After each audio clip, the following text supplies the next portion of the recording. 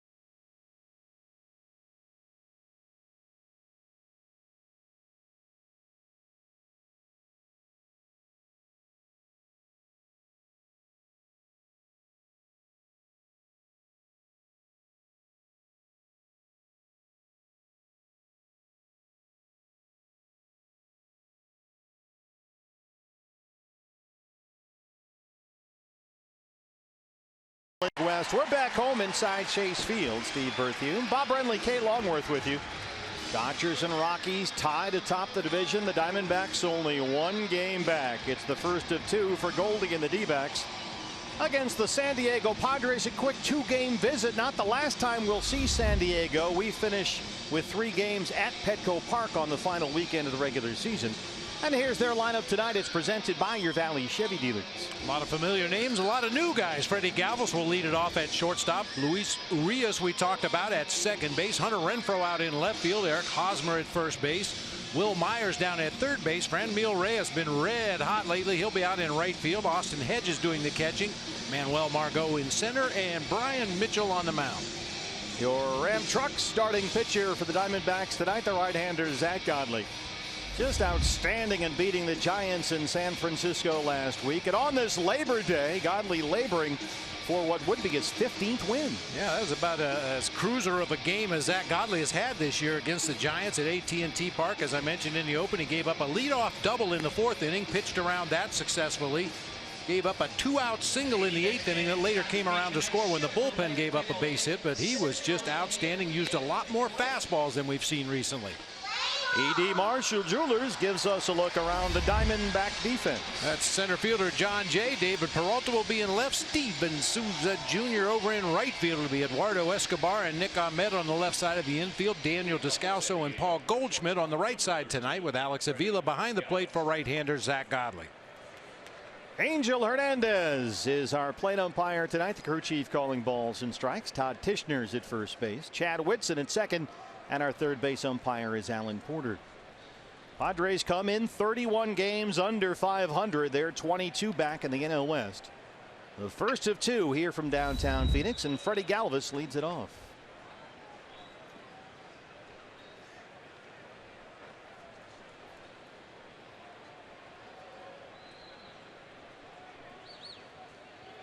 Giants earlier today had an 8-7 lead late at Colorado. But the Rockies came back and won it 9-8. So Colorado for the moment even with LA atop the division. Dodgers hosting the Mets and Jacob deGrom later tonight. There's a strike. And quickly it's 0-2.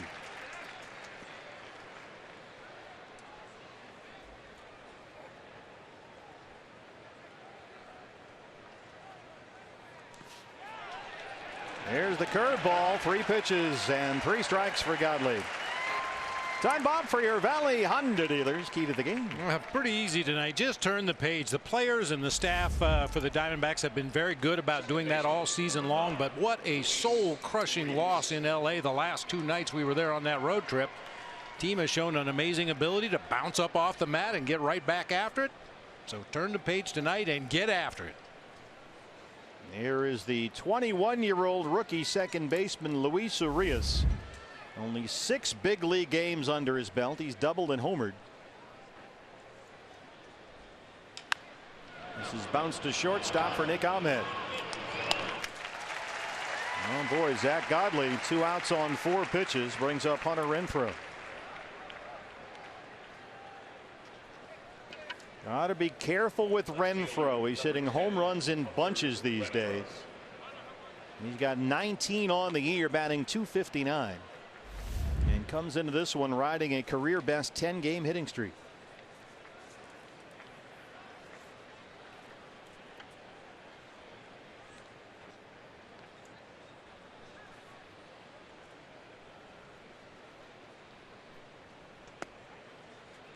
Boy, Bob, you said something about Zach Godley last week when we were in San Francisco, that he was, for the first time it seemed like in a while, throwing every pitch with real conviction. I thought that was an important word for Godley. Well, just my own opinion. Watching what Zach was doing out there on the mound, it was almost like the curveball became a novelty pitch. I'm going to throw it as often as I can. I'm going to throw it in every 2-strike count. And some of the fastballs that he threw earlier in the sequence didn't always appear like they had a purpose. He didn't spot them on the corners. He didn't throw them down in the zone. He was just kind of throwing a fastball to get to the next curveball. Now he's using his entire arsenal, and every pitch has a purpose.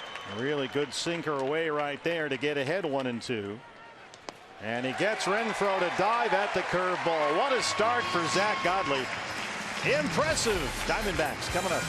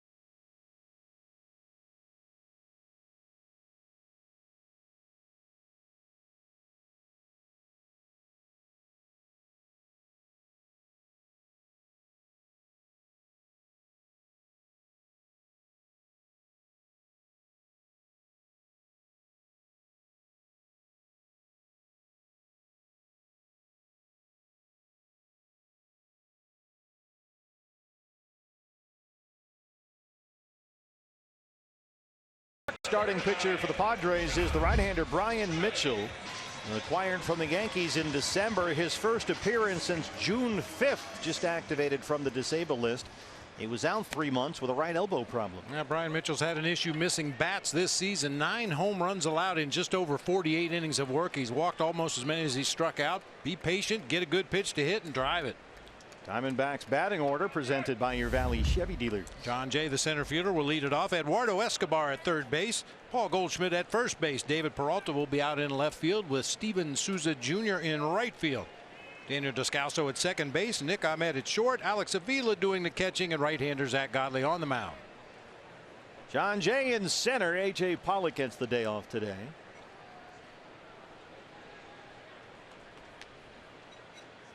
Another left-hand bat in there against the right-hander Mitchell. Fastball in the dirt. Jay at 278. He's got 3 home runs.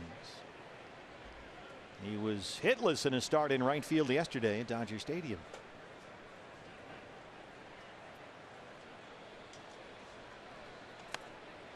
Padres had big hopes for Brian Mitchell. He was part of the trade they made with the Yankees in December, the one that brought Chase Headley back to San Diego. And Mitchell, by many reports, was the reason they made the deal. Headley was released in May. Mitchell was the guy they really wanted. They thought he could be a potential starter for them moving forward, but he's been a tremendous disappointment. He's given up a ton of base hits. He's walked 35 batters in 48 innings. He has real trouble throwing strikes.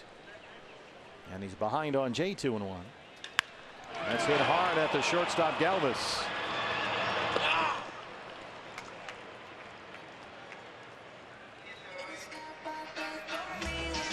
E.D. Marshall Jewelers gives us a look around the diamond. The Padres defense.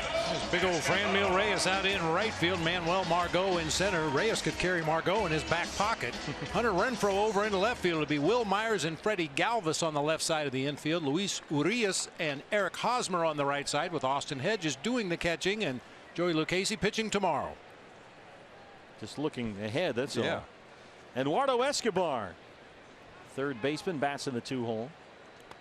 Boy, Mitchell bounces a curveball up there. 1-0. Escobar in 273. He's got 20 home runs.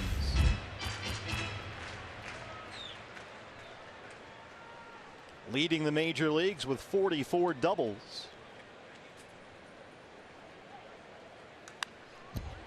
Fastball off the plate, fouled back. 1-1. Escobar yesterday in LA 0 for 4. He struck out 3 times.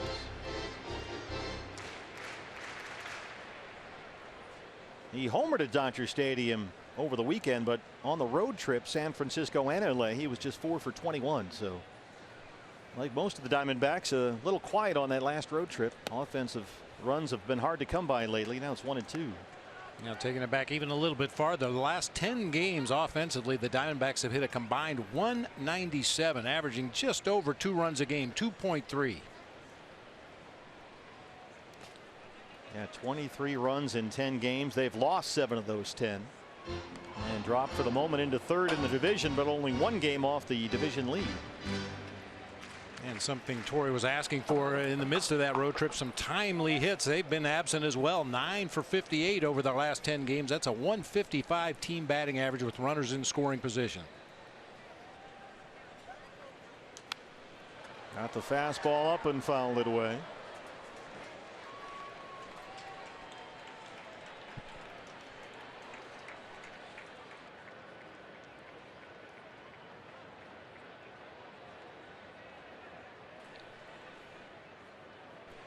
Well, he's got that John Franco forearm flex going on. You got the muscles dancing all over the place as he's digging for a grip. It was Steve Finley that used to look for that. Yeah, right? Steve Finley said he could see John Franco's muscles in his forearm move when he changed the grip to get a hold of that changeup.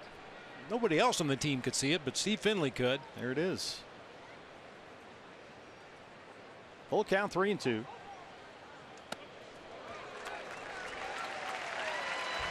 There's your 1-out walk ahead of Goldie. Walks have been a big issue. Mitchell has walked far more this year than he struck out. Paul Goldschmidt, 295, 31 home runs. That OPS is 7th best in baseball, 946. If you're wondering, on base percentage plus slugging percentage is how you get to OPS.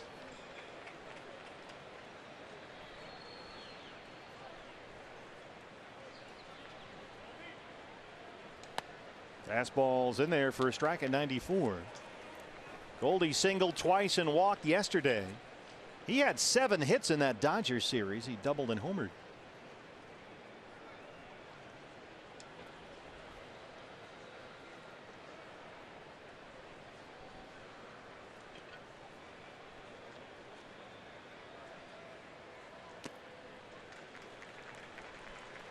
Mitchell lost his footing and lost the handle on that fastball. 1-1.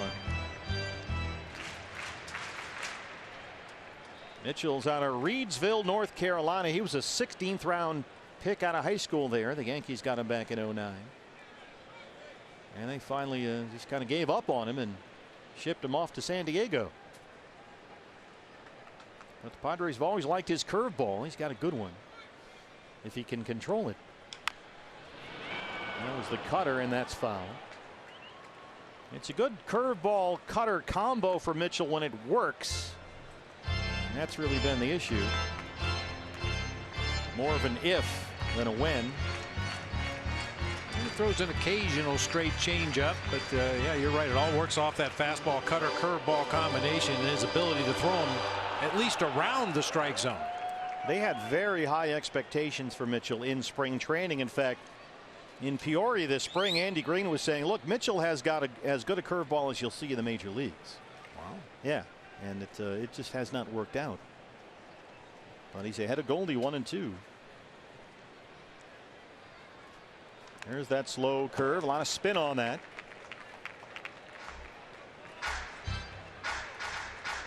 Their scouts had been on Brian Mitchell for the last few years, and he was a guy they felt just, needed an opportunity. Wasn't going to get it really with the Yankees. He worked primarily in their bullpen. But the Padres acquired him with the expectation that right from the first day of spring training he was going to be in their rotation.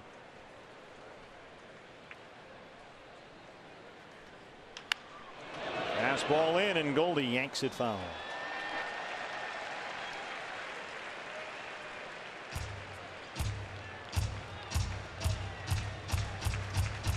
Mitchell's had his share of injury issues. He had a broken nose 3 years ago. He was hit in the face by a line drive.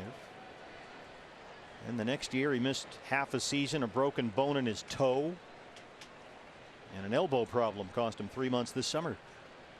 Another slow curveball fouls it off. And one thing we always keep an eye on, Paul Goldschmidt at the plate in the first inning. 12 of his 31 home runs have come in the first inning. I was anticipating the next one. Diamondbacks lead the major leagues with 114 first inning runs this year. Cleveland is second on that list with 99.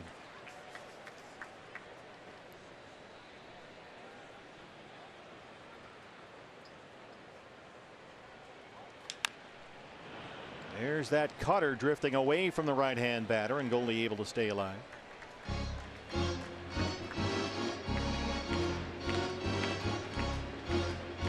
Good first at bat in the ball game. Obviously, you want to see as many pitches as you possibly can. Next pitch will be number 7 in this sequence for Goldie. Austin Hedges behind the plate tonight, looking in the dugout for a sign.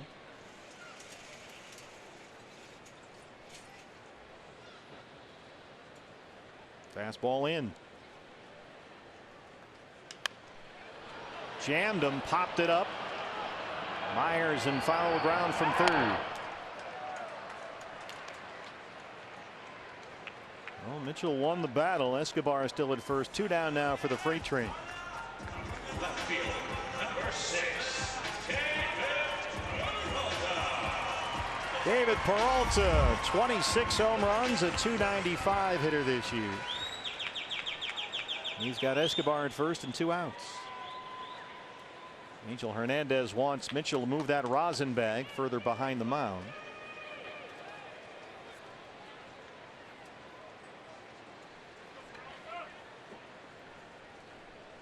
Always got to be on the lookout for those foreign substances in the hitter's background.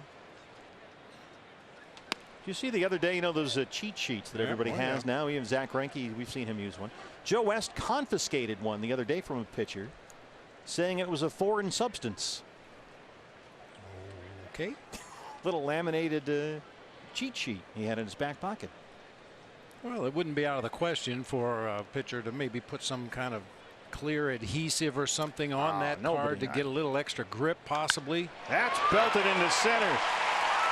Boy, that was a rocket right back up the box off the bat of Peralta.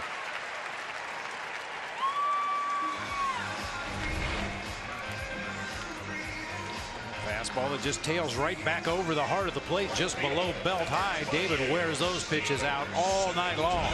Clean single into center field, giving Steven Souza Jr. an opportunity with a couple runners on base. Steven at 245 and 4 homers. Well, 107 off the bat of David Peralta that time. Scorched.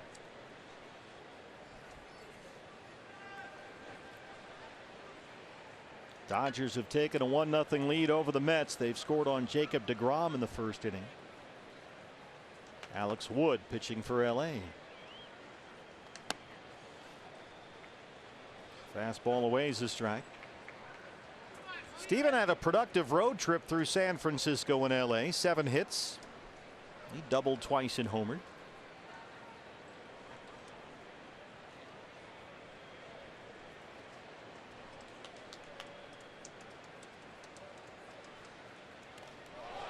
Just absolutely pops a curveball halfway to home. And Escobar's at third. Peralta right behind at second.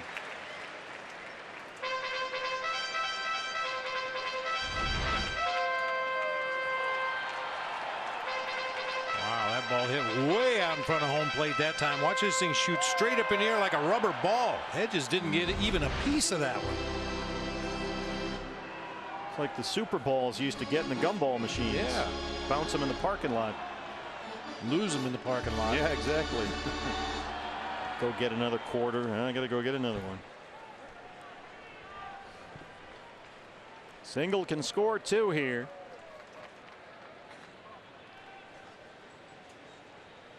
And there it is. Escobar is home. They will stop Peralta, but the Diamondbacks take the early lead. That was belted hard into left. No chance to send David. RBI single for Souza. Oh, man. Barrels up a fastball on the inside corner. Resounding crack as that ball came off the bat into left field. Hit so hard, as you mentioned, just couldn't take the chance on sending David Peralta. That ball got to Hunter Renfroe in left field in a hurry. So now make it a major league best 115 first inning runs. Descalso 248, a dozen homers.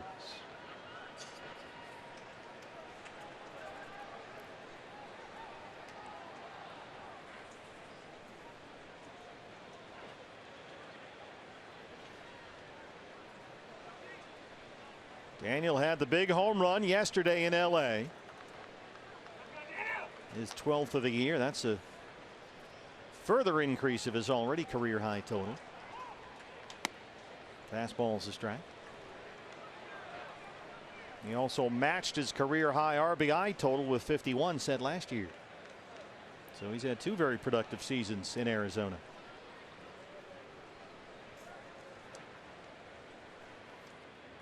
I think Daniel's home run in the ballgame surprised everybody, including Daniel. I mean, you take the launch angle and the exit velocity and all those numbers and put them in the computer, and it doesn't add up to a home run. But it was a beautiful day game at Dodger Stadium. The wind was slightly blowing out to left center field, and he took full advantage. I'd like to take full advantage of this opportunity with Mitchell already on the ropes. A run is in. Peralta's at third. Souza's at first. 2 outs and an 0-2 count on Daniel. Souza takes off, and that one's fouled back. Another fastball from Mitchell. Well, it was in these situations, Bob, you mentioned timely hits. The Diamondbacks did not capitalize in Los Angeles. Last 4 games at Dodger Stadium, D-backs were 2 for 21 with runners in scoring position.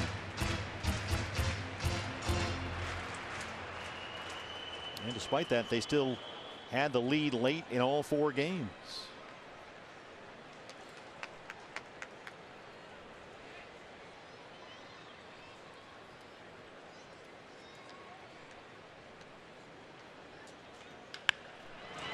Galvis at shortstop.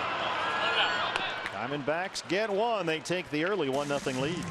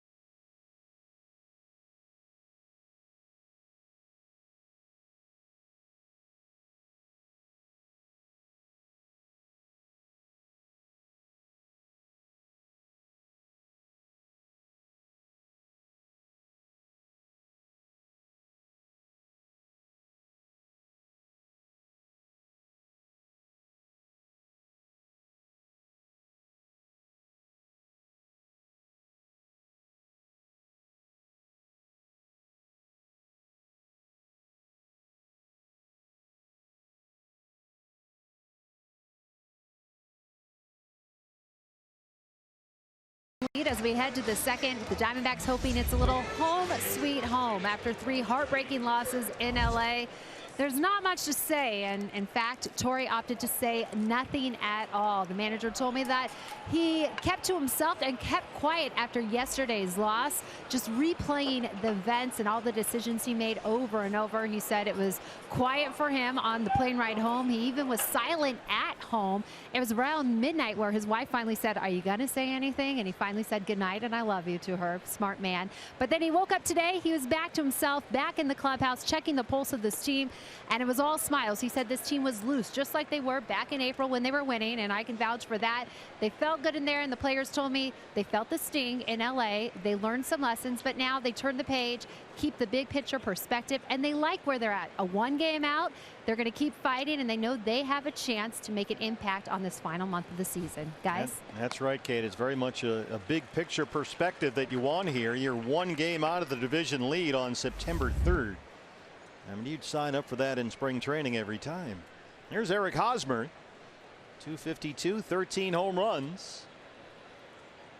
After Godley mowed down the Padres with a quick 1-2-3 first, he had 2 strikeouts.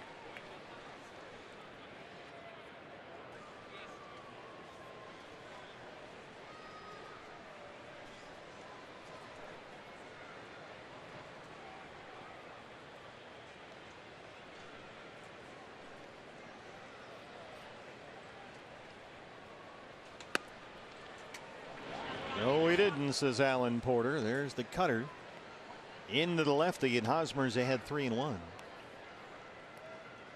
Will Myers on deck.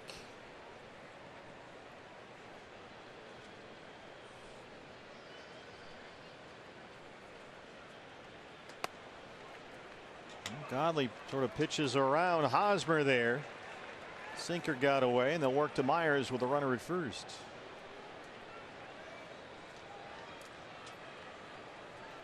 Third baseman, number 4, Will Myers. Myers at 254, 10 homers. His season once again has been wrecked by injuries.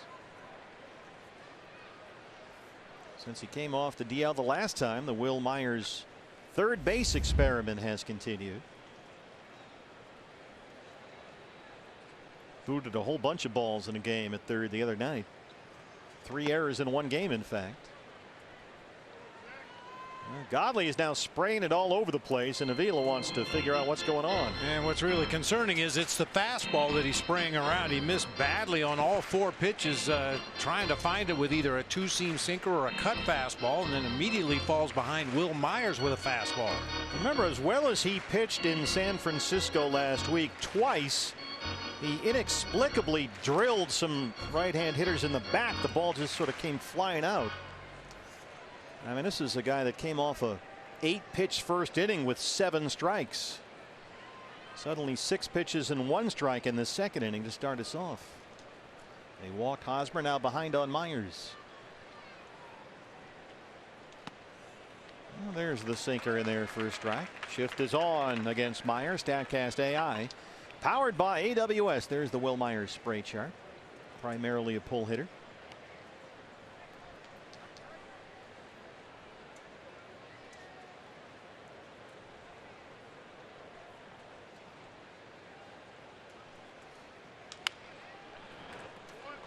Right to the curveball, and it's 1-2.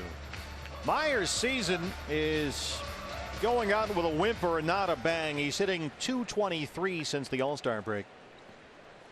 And he's only homered twice in the second half of the year.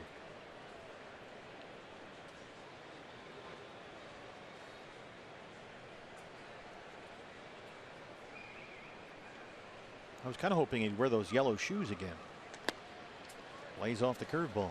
He might have him in his locker, maybe break him out tomorrow night. There's a little bit of yellow on there, but not like those ones that look like school buses on his feet. It's not the same. I know. The dangerous Franmil Reyes. Boy, he was clubbing the ball in batting practice. My. Boy, did he hit some long ones. 2-2 on Myers. Well, he got the curveball, but it's foul.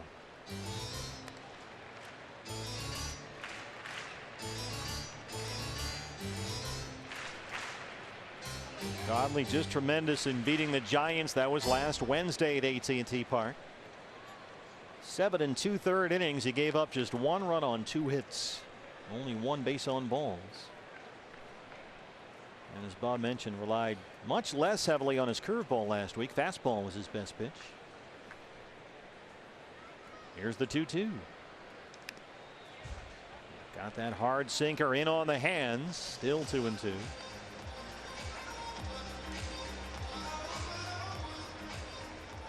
Godley has had trouble, or at least did have trouble in his outing against these Padres. That was only 3 starts ago, August 18th. At Petco Park, they got him for 6 earned runs and 8 hits. He walked 4 San Diego hitters in that game. How about that backhanded pick by Avila on the curveball in the dirt? And that keeps Hosmer at first. Pitch is never remotely close to the strike zone. It's a ball as soon as it leaves his hand. Nice backhanded reach across the body pick that time by Alex Avila to save 90 feet. Suddenly both these pitchers, Godley and Mitchell, need to find some control. 3-2 to Myers. Hosmer holds, and that is a curveball that misses, and he's walked the first 2 in the second inning after an 8-pitch first with 2 strikeouts.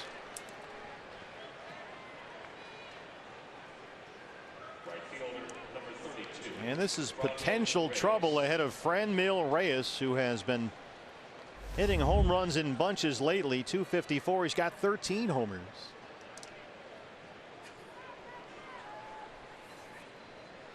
Two on and no out. Hosmer at second, Myers at first. Yeah, he talked about the show he put on earlier in batting practice. He was peppering the roof of Friday's Front Row Sports Grill out there in left field. A lot of young players like to come into Chase Field for the first time and really flex their muscles, see how far they can hit one.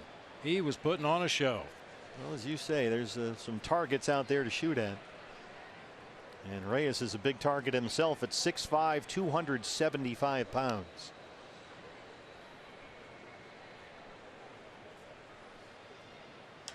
And he blasts one deep to right center field. And it's in the pool. 3-1 San Diego. Well, Reyes now with a 9-game hitting streak, and he has homered 5 times in his last 9 games.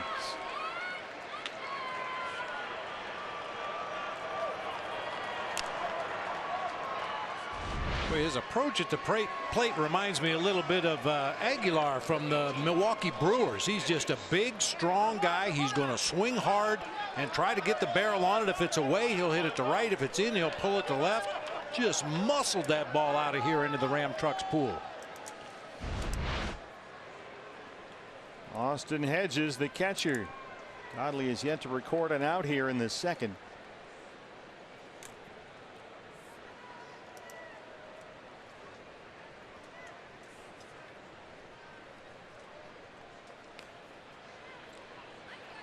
Boy, Zach is really spraying the ball around here.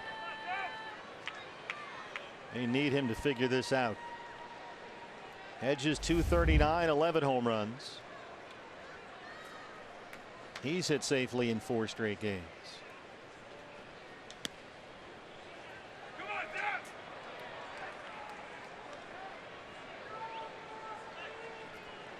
Yeah, Mike Butcher, let's figure out what's going on here because he is missing wildly.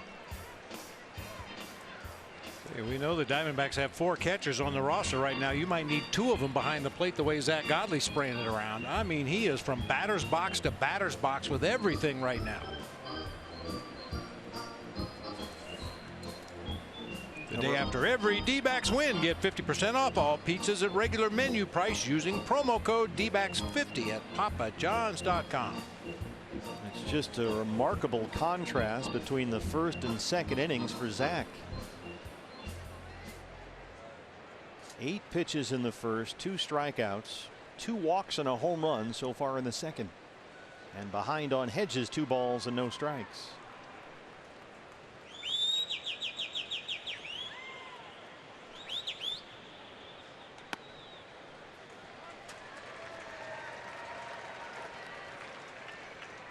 Hedges is a threat to take it deep. He's got 11 homers this year, but 7 have come since the All-Star break.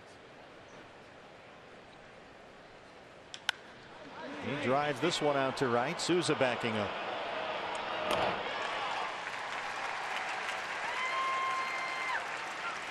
Well, oftentimes, you know, we've seen this with Zach Godley many times over the course of this year. He'll have the one inning where he threatens just to sort of tumble off the cliff, and usually after that he's fine. Now, oftentimes it comes in the 4th or 5th. This is a bit of a new twist for Torrey.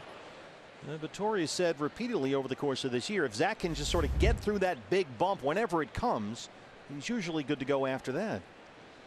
Manuel Margot, the center fielder. That's why that start against the Giants was so encouraging, because he didn't have that speed bump inning. He just cruised through that Giants lineup. Even when he did give up the leadoff double in the 4th, he got 3 quick outs, got his team back in the dugout right away.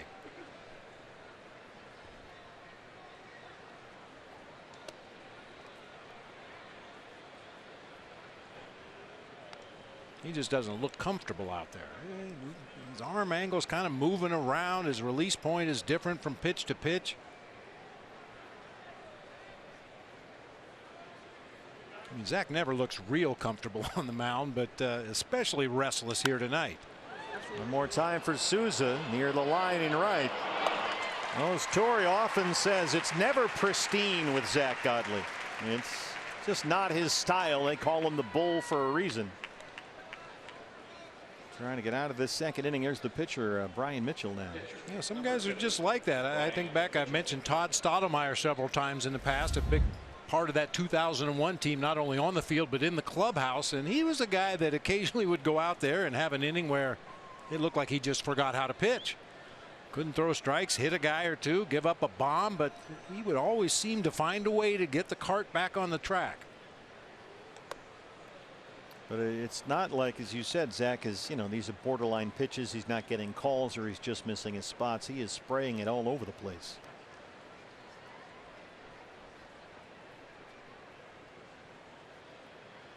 Like that.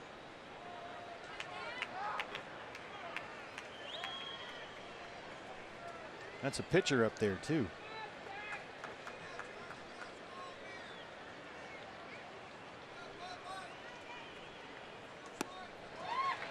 When in doubt, go to the curveball. A 2-0 curveball to the opposing pitcher. You don't see that very often.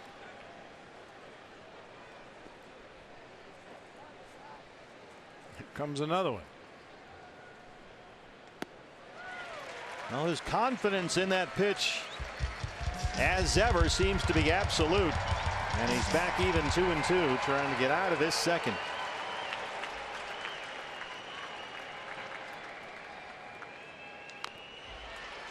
Got a piece of that. 3 straight curveballs. Avila got the biggest piece.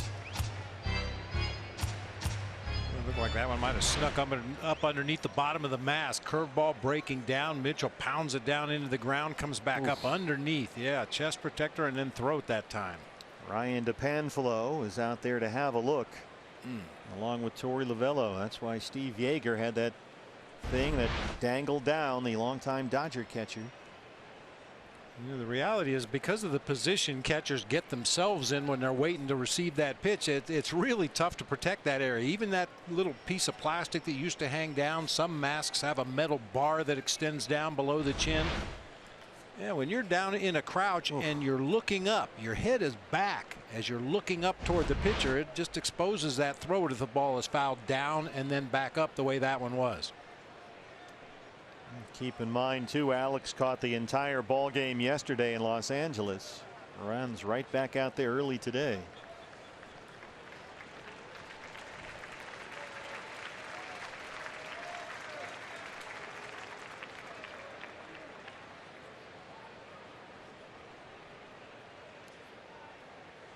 Well, he's convinced Ryan DePanfilo that he's okay. Torey Lovello too.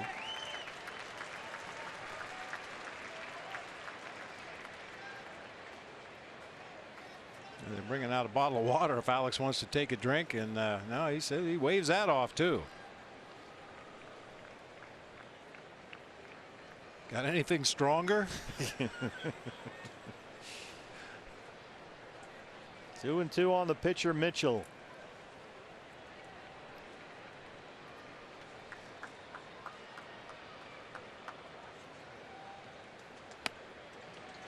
Well, Angel gives him the call.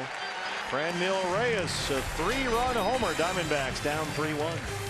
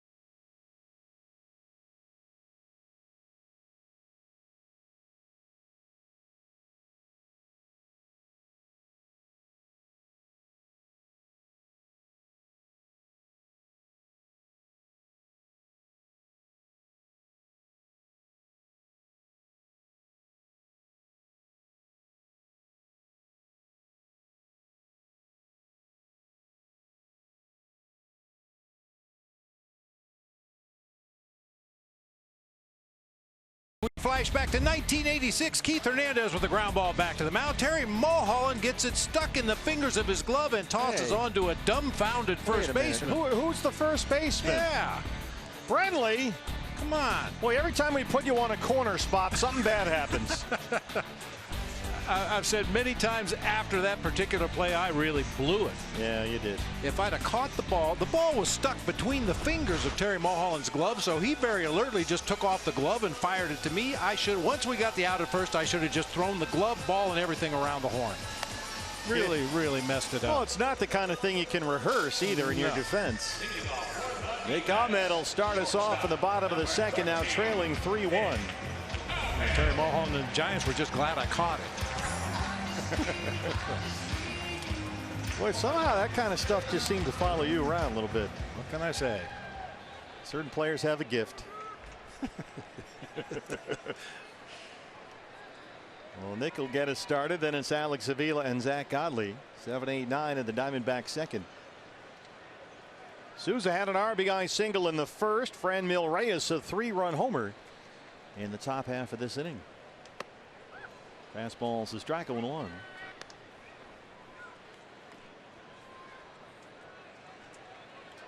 Our thanks again to Nick Ahmed for sitting down with us. Our Nick Ahmed Cup of Coffee show debuted after the game yesterday, so hopefully that took everybody's minds off things for a moment or two.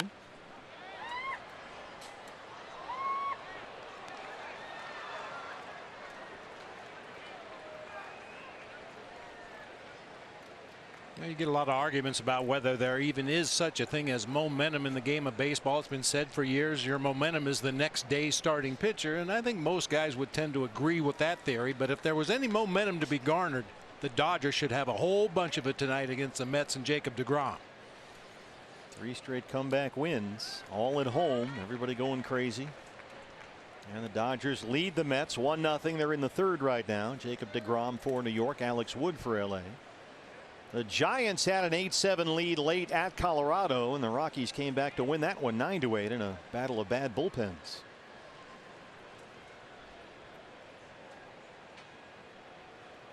So not much help out there for us so far tonight. Margot's got it in center.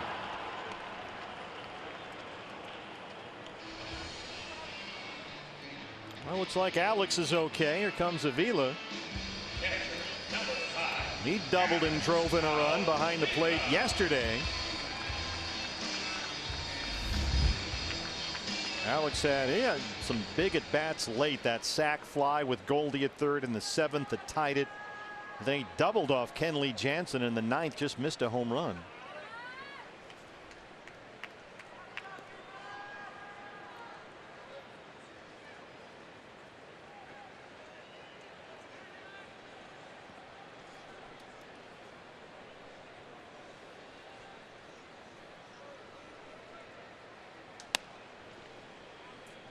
Well, Mitchell, after it looked very early like he would not be able to throw a strike, has settled in. That fastball has been a strike far more often than not now.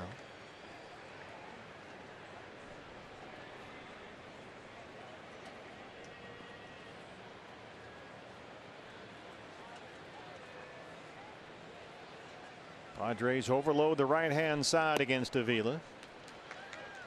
Galvis, the shortstop, way over there to the left of second base umpire Chad Whitson.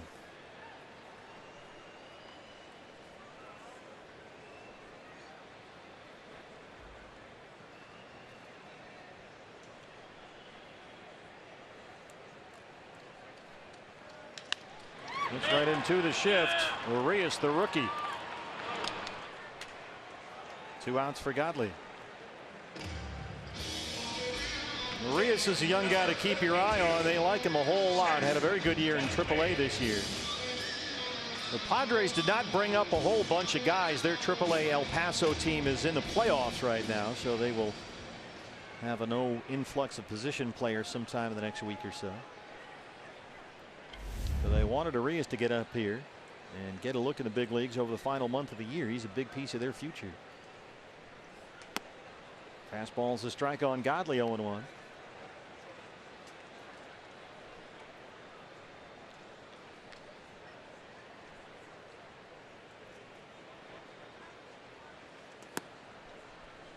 Zach has 3 hits this year. He's got an RBI. He's also been walked 3 times, but down 0-2.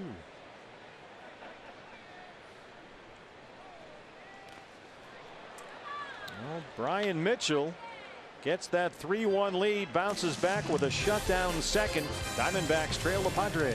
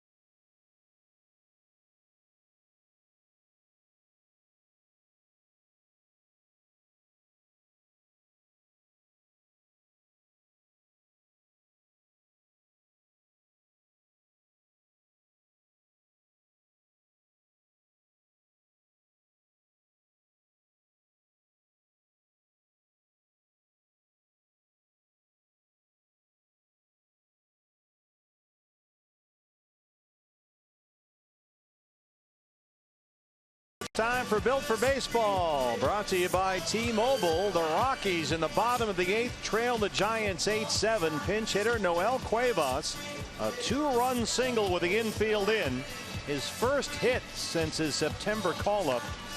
And the Rockies come back to beat the Giants 9-8. Justin Turner's home run off Jacob deGrom, the only run so far. Mets and Dodgers in LA. They're in the 3rd.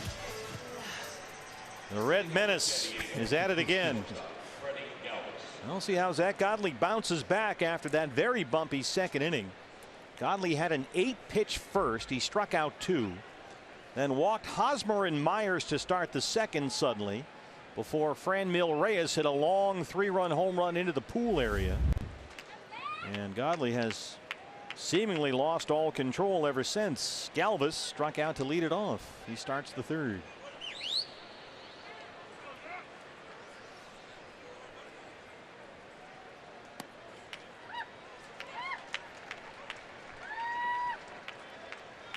Galvis has been a productive hitter down the stretch for the Padres. He's got 7 home runs since the All-Star break. He's headed for free agency this winter, but he's said he'd like to stick around San Diego.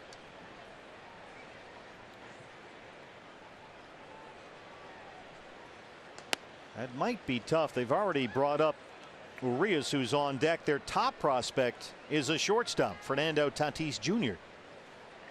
So they are definitely all in on a Tatis Urias middle infield combo for the next decade or so. At least that's what they hope. 2-2 on Galvis, so we'll see where that leaves Freddie Galvis for next year. There's Urias, just turned 21 earlier this year. Looks like he's about 12.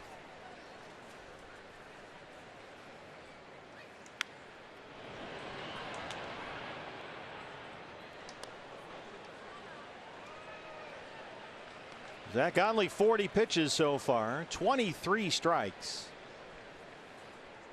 He really struggled with his control in that second. Got that cutter in on the lefty, still 2-2.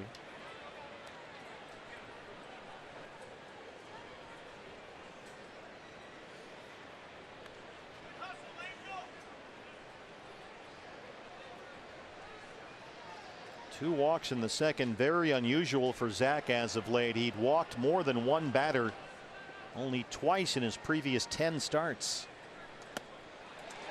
Throws the sinker away and gets his 4th strikeout. Hey fans, you still have time to get a $15 lower level ticket to tomorrow's 640 game against these Padres. Use the Labor Day discount now at dbacks.com/labor. Well, here he is at 21, Luis Urias, little second baseman, 5'9", 185. One of the leading prospects in their minor league system. Grounded out on the first pitch his first time up.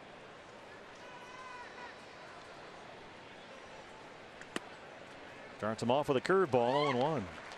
Urias in just his second game in the big leagues last week against Seattle.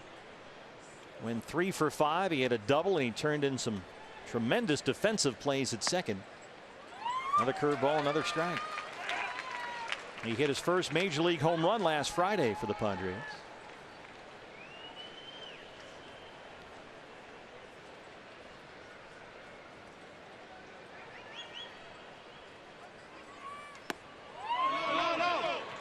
No, we didn't.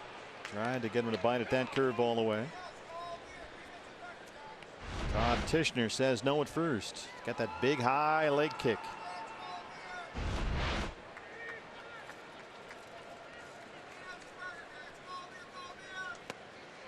And he looks at a sinker. Well, it's starting to find control again, Bob, with that fastball. 2 down.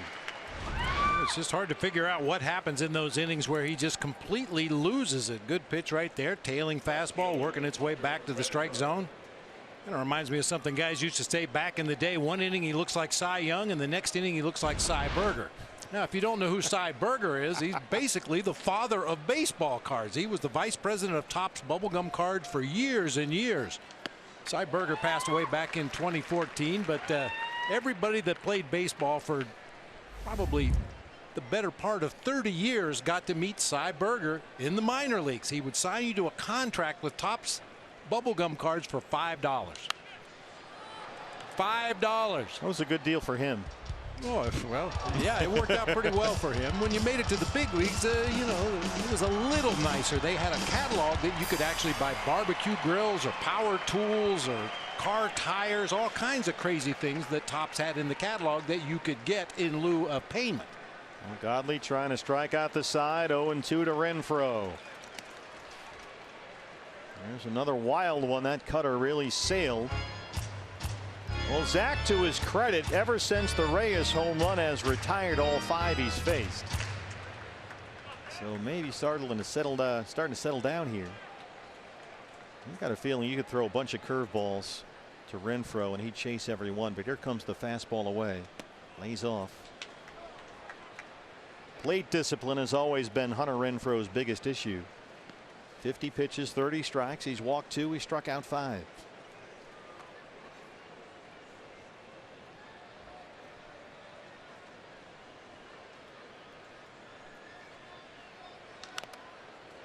Went to the curveball that time.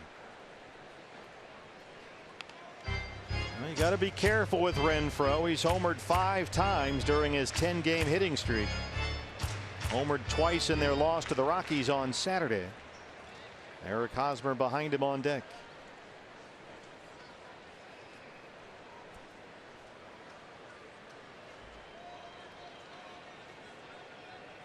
And he waves at that curveball. Godley strikes out the side.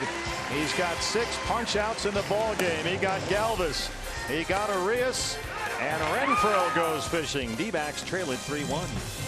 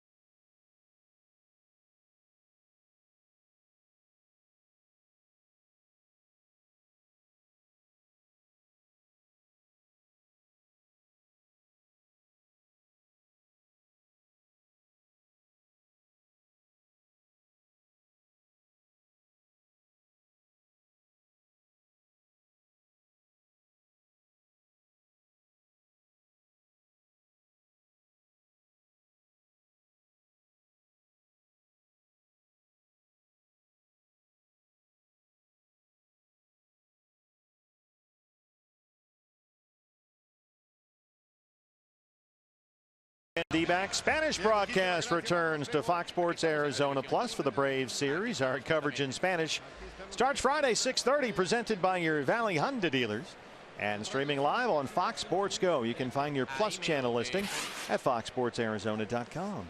John Jay leads off the bottom of the 3rd against Brian Mitchell, who has retired 4 in a row. Jay grounded out his first time up.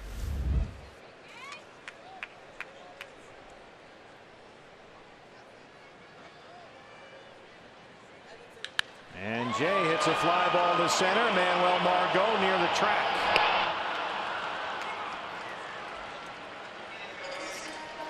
There's Escobar. Nice play by Margot that time. He just turned his back to home plate and ran to the spot where he thought the ball was going to be, and able to make that catch right in front of the warning track out there in deep center. Now checks his cheat sheet. Where am I supposed to stand for Escobar? Okay, over here. Eduardo walked and scored his first time up. Came in on Steven Souza Jr.'s RBI single in the first. D-backs had a 1-0 lead. Padres countered in the second. Godley walked Hosmer and Myers, and then Franmil Reyes hit a 3-run homer. Reyes is 14th of the year. He's hit a whole bunch of home runs lately.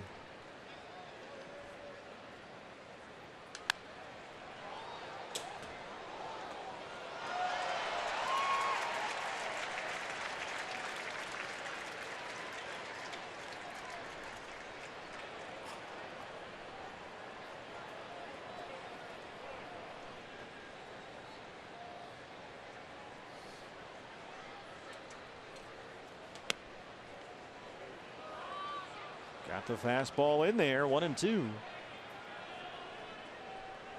Well, he's definitely found the handle on his fastball. He's throwing that for strikes after some struggles in the first.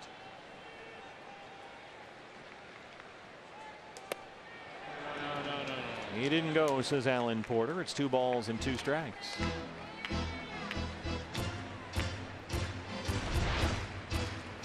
Fastball up and away from Escobar that time. D-backs may have caught a break that time. Very close.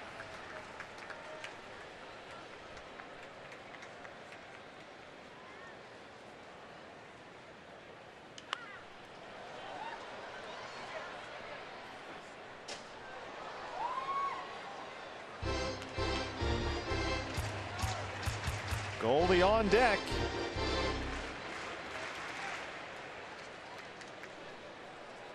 Padres looking for some results with Brian Mitchell. They feel like they've been patient for a while.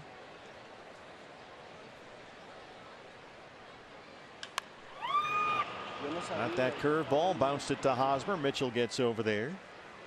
Here comes Goldie.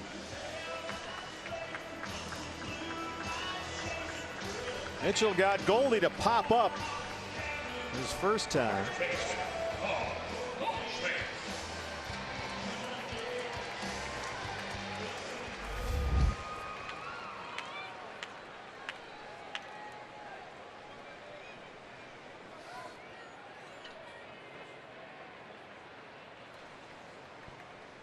Goldie had a good road trip. 7 hits against the Dodgers. Now back home at Chase Field. And Goldie's home road splits are pretty dramatic. His batting average at Chase Field drops 100 points. Only 10 of his 31 home runs have come at home. And you can see the difference in the RBIs. So he's done a lot more damage away from Chase Field than he has here at home this year.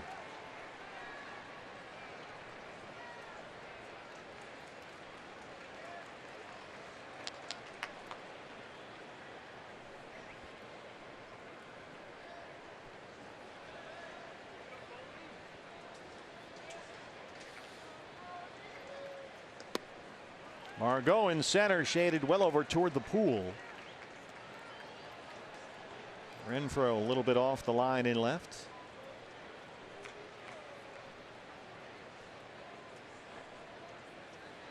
One-two pitch to Goldie. Chase a cutter way up above the strike zone and pops up. 7 straight retired by Mitchell. He leads at 3-1.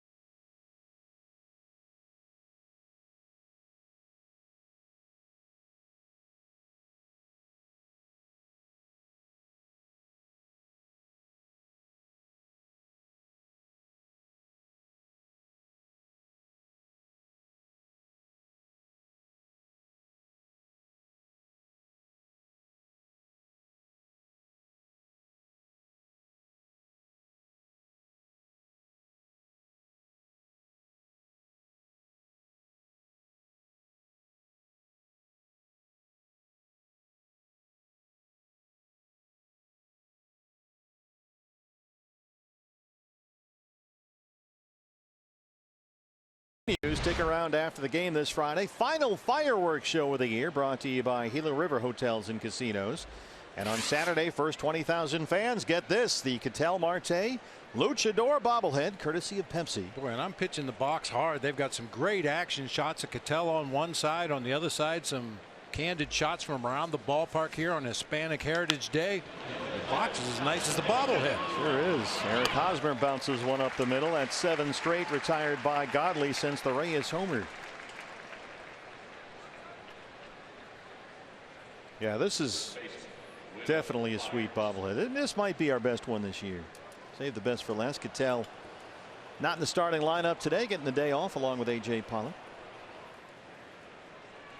I know Todd Walsh knows a lot of guys, but I know a guy in Pittsburgh.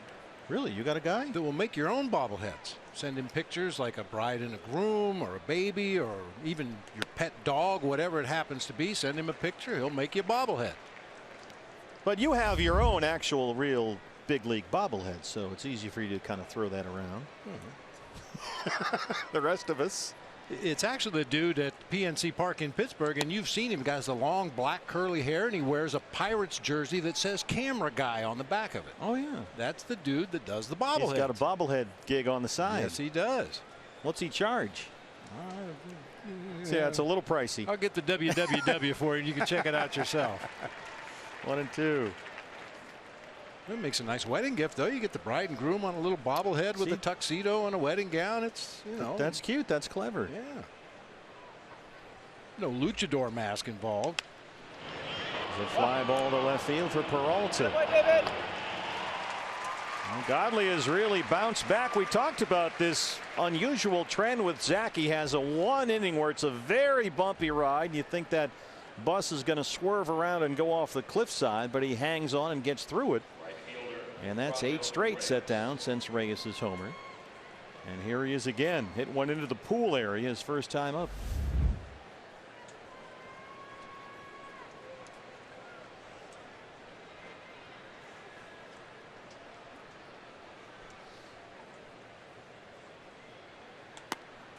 So Reyes now with a 9-game hitting streak going, and during that 9-game streak he's homered 5 times.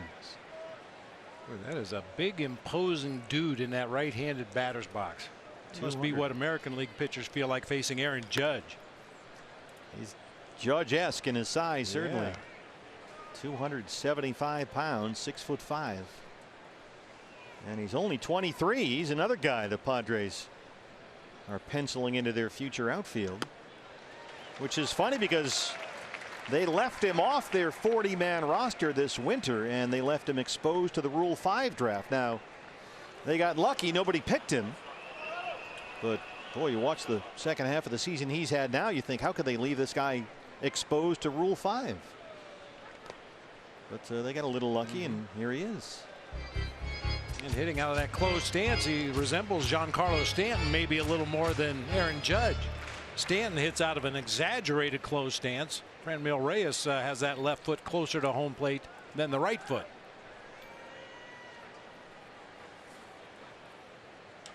Got it all on video. This was Reyes in the second after walks to Hosmer and Myers. Oh, he took a pitch on the inside part of the plate and hit it just to the right of straightaway center field out there into the pulled pork. That is still San Diego's only base hit tonight. Godley has walked 2. He struck out 6. A little too far out there. The curveball missed, and it's full 3-2. Edges on deck.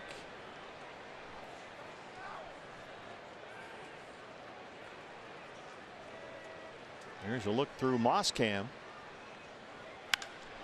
And Reyes drives another one. This one's out to left center and gone. He's hit 2 home runs. Franmil Reyes makes it 4-1 San Diego.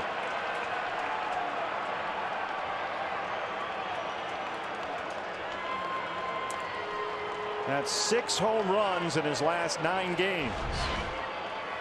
And it comes on a 3-2 curveball. Of course, it's hanging up there belt high on the outer part of the plate. That's a big, strong man. You cannot afford to make mistakes with off-speed pitches up in the zone, or he will do this. That ball was crushed. First career multi-homer game for Franmil Reyes, who's just 23.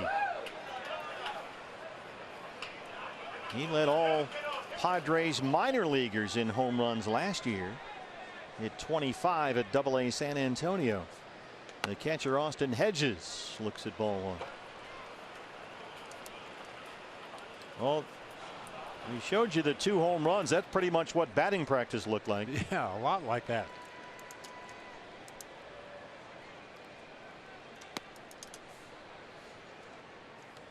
And Godley, it's funny, the home run ball has been a non-issue for Zach this year. He came into tonight 27 starts. He'd only given up 13 homers all year.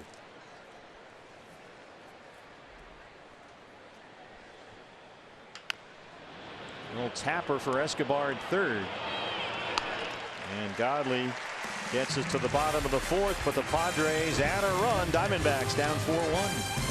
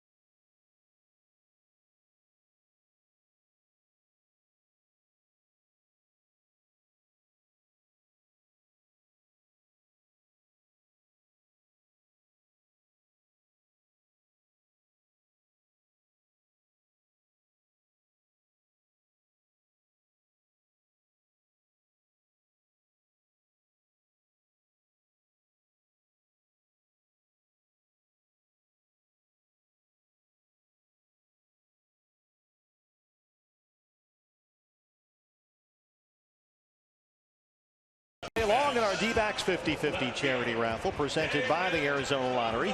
From home, along with all of us at the ballpark, win half the pot, help the kids in our community. Tickets can be purchased online during every D-backs home game on Fox Sports Arizona at dbacks.com/50-50 raffle. And we show you the winning number on the post-game show. Jackpot's already well over $11,000, and it's only the 4th inning. David Peralta, who singled his first time up, leads it off against right-hander Brian Mitchell. Showed you Paul Goldschmidt's home road splits earlier. It's an interesting contrast with David Peralta, who does much better here at home than on the road, hitting .350 in his home park. Slugging percentage goes up nearly 200 points. And the OPS for David at home is up almost 300. So it's an interesting split between the 2 power hitters in the middle of this lineup, home and away. Dave Magadan, the hitting coach. One guy struggles here, or has struggled here this year. The other guy thrives.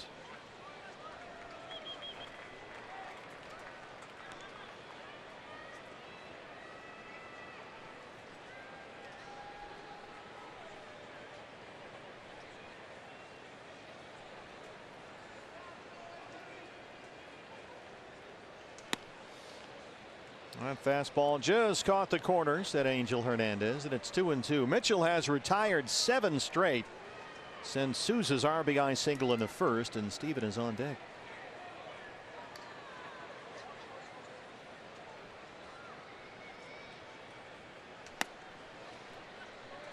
Took that fastball, borderline in, and it's full.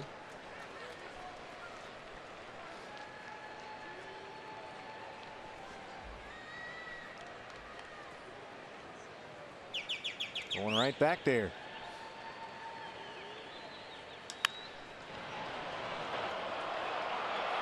Well, Mitchell left it up and in the middle of the zone. Hunter Renfroe just going to climb into the bullpen after that foul ball. Well, I'll tell you, David Peralta has sneaky power to the opposite field. It didn't look like he even took a big swing at that ball, got the barrel on it, looked like a foul pop-up down the third baseline. It ended up in the bullpen. Just foul. Well, we've seen a lot of teams with their outfield shade the center fielder over toward left center for David, who takes a walk. Good start to the fourth. Here's Souza. Second walk for Mitchell.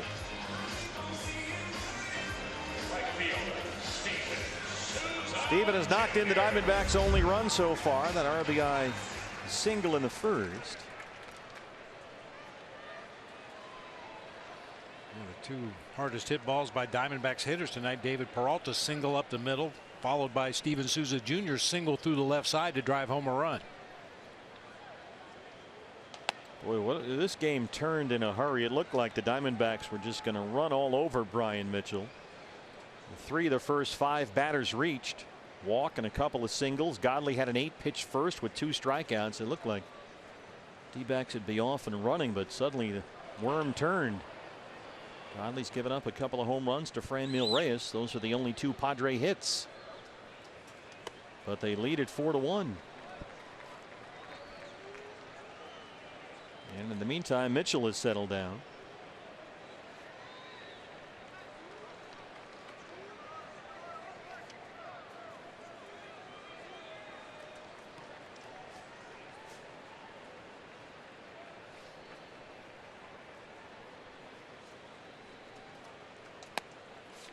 Fastball right there, 1-2. Godley's only surrendered the 2 hits, as you mentioned. The problem is they've gone 824 feet combined. Well, yeah. Just get the feeling Reyes going to hit a lot of those over the course of his young career. We talked about it on that last road trip. Some of the young players for the Giants and the Dodgers and now the Padres that we're going to be seeing in the National League West for years to come. Galvis trying to get 2 here. Reyes turns it. No, he doesn't. Souza beats it out. Close at first. Safe, says Todd Tishner. Let's have a look. We know Steven Souza Jr. runs well. A little top 2 hopper to the left side. Wasn't hit that hard. Pretty nice turn by the youngster out there at second base just to make it close at first base. Boy, that's what you talk about right here, Bob, with Goldie all the time. That toe on the front of the bag. Get there as quickly as you can. I mean, the very tip of his shoe hitting the very front of the bag, that may have made the difference in that play. Daniel Descalso now. Daniel grounded out his first time. In there at second base tonight.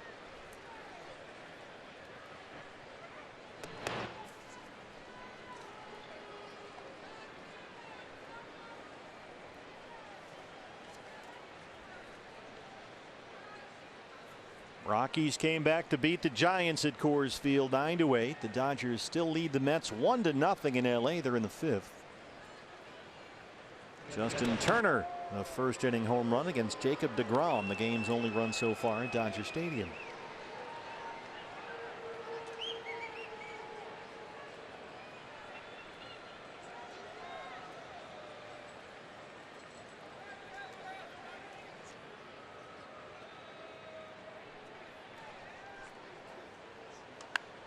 That's out of play. Let's take a look at the Red Menace, Justin Turner. Dodger Stadium, the Mets, Jacob deGrom. Wow, fastball right down the middle. Yeah, 96 right down the tube. That's the only run of that game so far. They're in the 5th.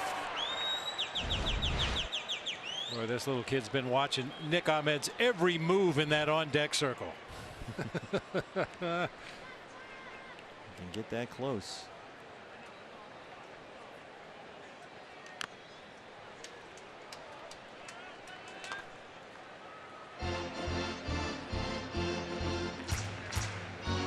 Hernandez is going to give Austin Hedges a little time. It looked like that foul ball crawled right up his left forearm that time before going to the backstop. Just another merit badge. D-backs trying to find their offensive firepower. They've scored just 23 runs in their last 10 games. To drop into 3rd in the NL West, but still only 1 game back of the division lead. trailing the Padres 4-1. Broken bat, very shallow left. Renfroe coming in, and he's got it. Souza's got to hurry. He gets back to the bag. It gets behind Hosmer, but there's Hedges backing up.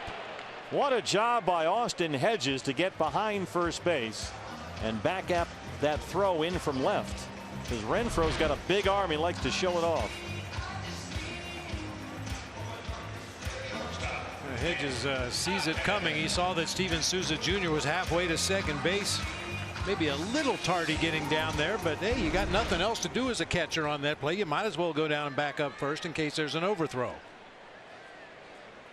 Just pointed out a play like that the other day with John Ryan Murphy backing up first on a grounder to the infield. So here's Nick. He flied out his first time. That was part of the spring training like drills that the Padres are doing almost every day. Cutoffs and relays, and apparently they've had some issues with pitchers backing up bases, so they had them out there on the field backing up bases at 2 o'clock in the afternoon. You know, this afternoon they had all the pitchers way down in the right field corner simulating a ground ball, run over and cover first base, and they had all their pitchers lined up out there like a spring training drill. Yeah, Will Myers got himself in a bit of trouble the other day when he complained in the clubhouse about Andy Green making all the guys practice so hard in what's been a lost season. That ended up on social media, and Myers found himself profusely apologizing.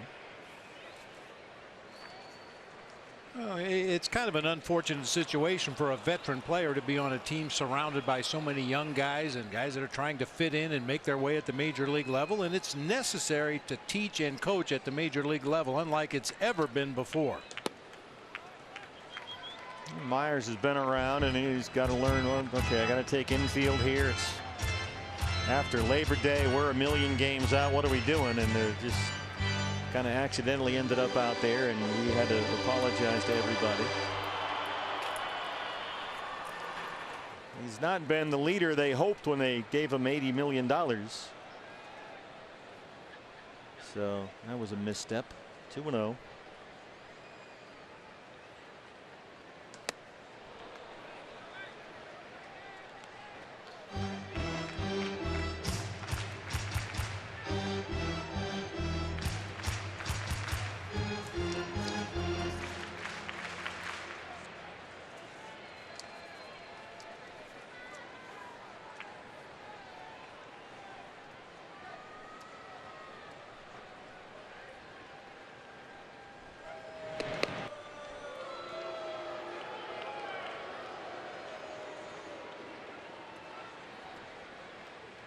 You never had to worry about hanging out in the clubhouse and suddenly one of the boys is live streaming your conversations.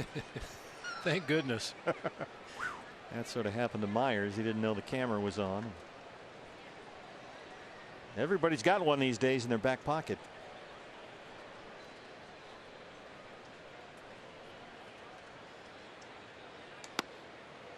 Which for me begs the question, why is one of your teammates live streaming video from a major league clubhouse? I think he was playing a video game online with someone in another part of the world, and you can figure out a way to put that on TV so other people who enjoy the video game can watch you play it, and it just sort of snuck in there somehow. That's my understanding. Yeah, well, none of it makes any sense to me. Get off my lawn. Late time granted by Angel. People actually enjoy watching other people play video games. Well, if there's a game that you play and you think you're okay at it, you want to watch some guys who are really good play.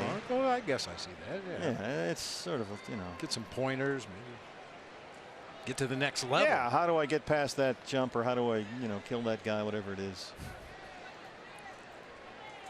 I mean, Myers was said, oh my goodness, we're doing cutoff and relays at 3 o'clock. It's September. It's miserable. It's insane. Andy Green could not be any worse than he is right now.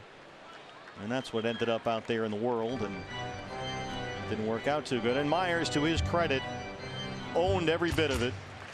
He said, I'm incredibly sorry, something I never want out there. He couldn't even talk about it. Being an older guy on the team, he knows that's something he can't say, even if it's in private, and he was terribly sorry about it.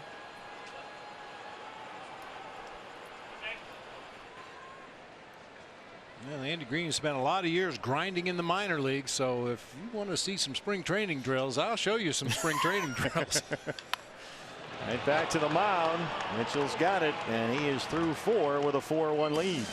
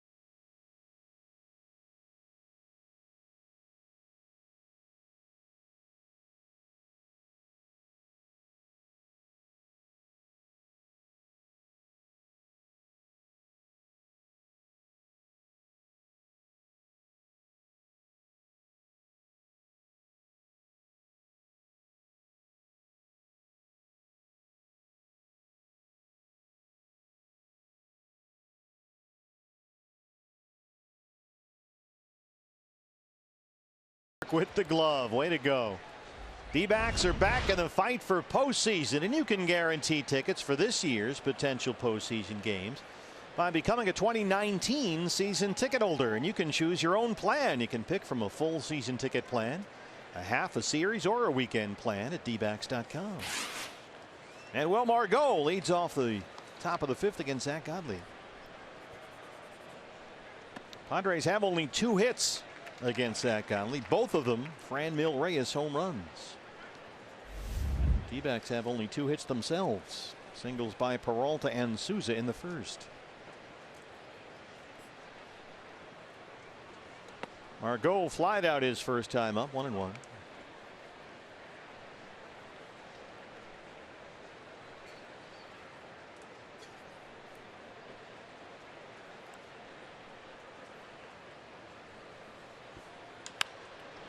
This is driven to left center for John Jay.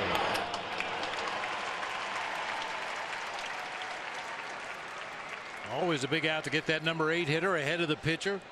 Take away some of the options for Andy Green. Now Brian Mitchell going to have to go up there and swing away. Zach Godley 70 pitches, 49 strikes. He has walked 2, struck out 6. He got the side in the 3rd, the top of the order, 1, 2, 3. Mitchell, the pitcher, struck out his first time.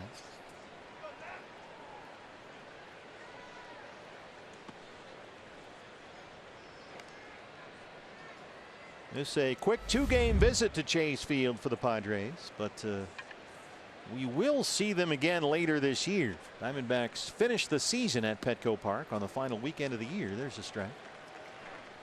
That's a 3-game set. Mets have tied up the Dodgers in the top half of the 5th inning. Jacob deGrom with a 2-out base hit to drive home a runner from third base. Alex Wood pitching for the Dodgers in that one. Third ball, 1-2. Well, we will take any help the Mets would be kind enough to give us if they can. They could use a lot of help themselves, frankly, but they do have deGrom on the mound tonight. 7 strikeouts for Godley.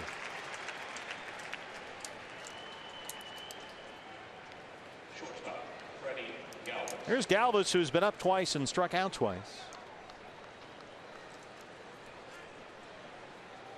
I think that's what hurt the most about that weekend in LA and the 3 games in San Francisco before it.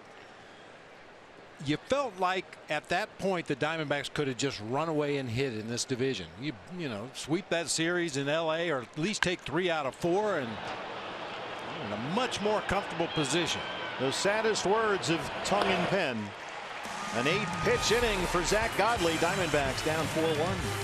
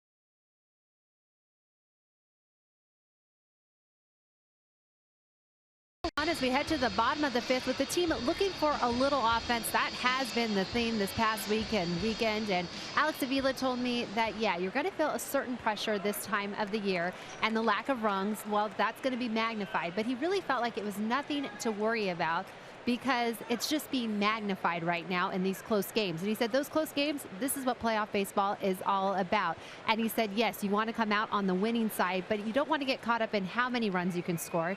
You just want to be the team at the end that has one more road run than your opponent. Now, it didn't work in favor of the Diamondbacks on this past road trip. However, he said, guys, back to that big picture, that perspective. He said, we scored 12 runs on the road. That doesn't look good, but our opponents only scored 14 runs combined in all those games. So he said it's just about, in baseball, as you probably know, you can look at numbers in a game and really map out any story you want to tell. But right now they're trying to just stay the course, not press. And Bob, you can probably just touch on if that's a good approach for the offense right now when they're in a situation like this.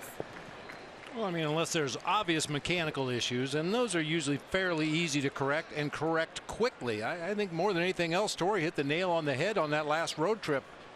The guy's just being a little bit too aggressive, trying to be the bat that snaps the offense out of the doldrums, and unfortunately swinging at some bad pitches, not taking walks that they could take to set up a big inning. So just kind of get back to the basics that they were doing so well most of the season. Grind those at bats, make the opposing pitcher work. Take a walk if that's what he's going to give you. Well, Torrey will look to spark the offense here in the bottom of the 5th inning, down 4-1 with only 2 hits against Mitchell, a guy they should be knocking around. Chris Owings is in the on-deck circle. CL ready to hit for Zach Godley, and great dude Jimmy Sherfy starts to warm up in the Sanderson Ford bullpen, part of the September call-ups. And CO is ready to hit for Godley, who will be pulled after 5. Zach only gave up 2 hits, but both of them were Franmil Reyes home runs. He walked 2, he struck out 7.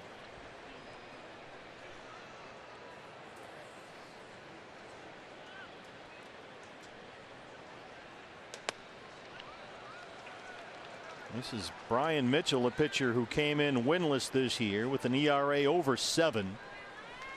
A guy with far more walks than strikeouts this year. 63 hits allowed in 48 innings, but he's only given up 2 singles so far.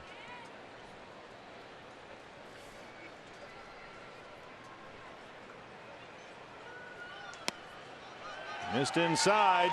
Time to get something started, and here comes CO. Third walk issued by Mitchell. Owings hitting for Godley. Chris at 198 with 3 home runs.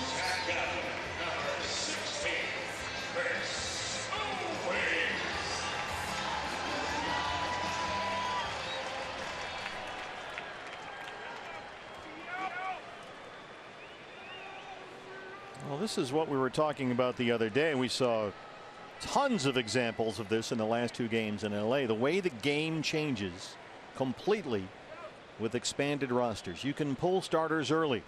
You've got no shortage of relievers to plug in there. You got a bunch of pinch hitters to choose from. If this was a game in August, Godley'd be hitting right now.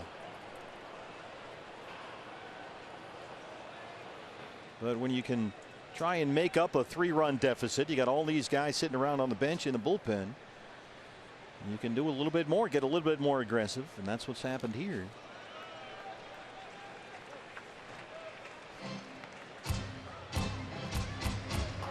And obviously, because you have so many weapons available, both offensively and in the bullpen, it changes the way you manage a ball game.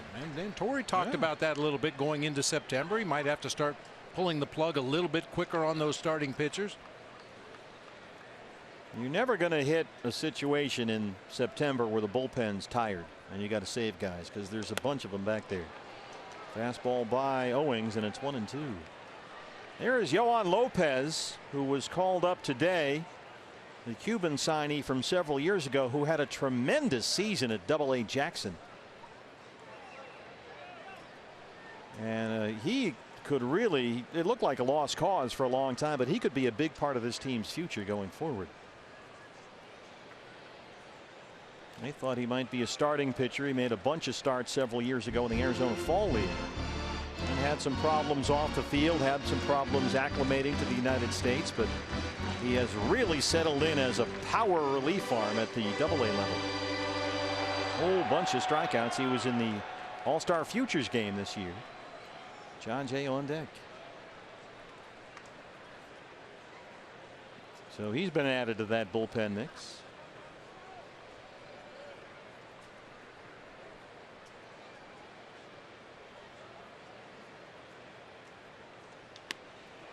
And Owings strikes out on a fastball.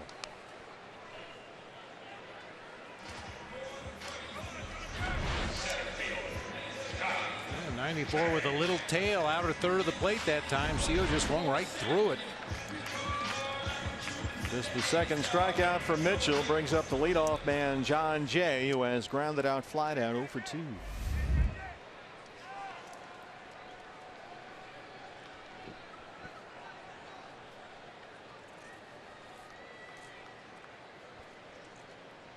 Vila at first after the leadoff walk. Myers in just a bit at third. Curveball bounces up there. John Jay in his last 16 games is hitting .320. He's been a streaky hitter since he's arrived from Kansas City, but a very effective one when he's rolling. And he's been hot lately.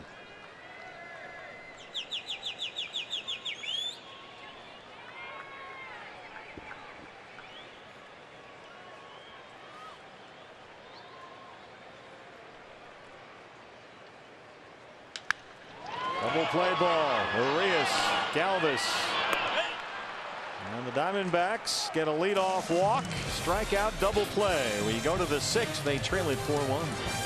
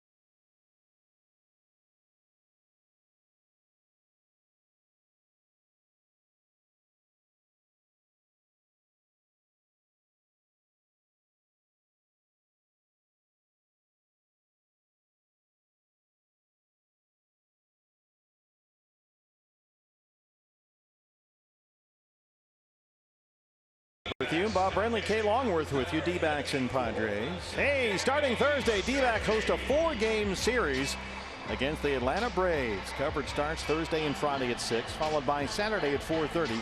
And we wrap up Sunday at 12:30, starting with D-backs Live, the pregame show, right here on Fox Sports Arizona and streaming live on Fox Sports Go. Braves hosting the Red Sox. Boston beat them tonight 8-2. Good dude Jimmy Sherfy is up from AAA Reno, and he will start the 6th in relief of Zach Godley. He'll face Luis Arias, who just came up from El Paso, so these two would have seen plenty of each other over the course of the year in the Pacific Coast League. Yeah, Jimmy Sherfy pitched 38 games for Reno this season, was 5-1 with 15 saves, a 1.60 ERA. Opponents hit only 190 against a good dude. Arias is 0 for 2. He's grounded out, struck out.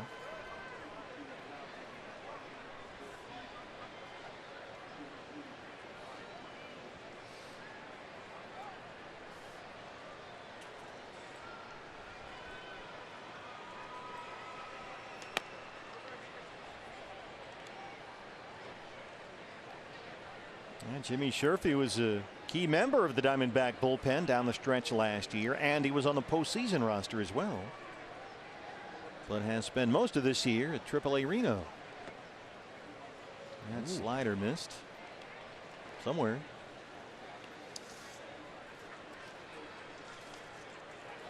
Well, you think about it, that's kind of a smart thing to do if you've got a pitcher that you have confidence in that has pitched most of the year in AAA, and add him late in the season and then carry him into the postseason. Hasn't been seen that much around the National League. Kind of an unknown quantity. Remember, Jimmy came up in Minnesota, got some, and he just got a whole bunch of big outs and never did give up a run there for a long time.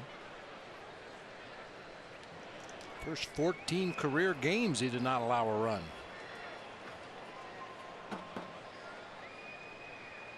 2-1 on Arias.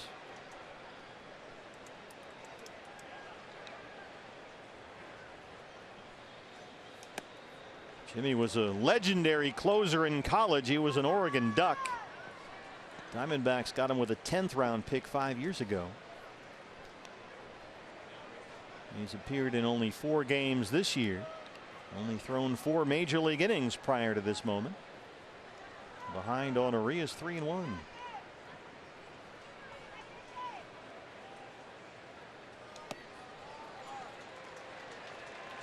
Leadoff walk ahead of Hunter Renfroe.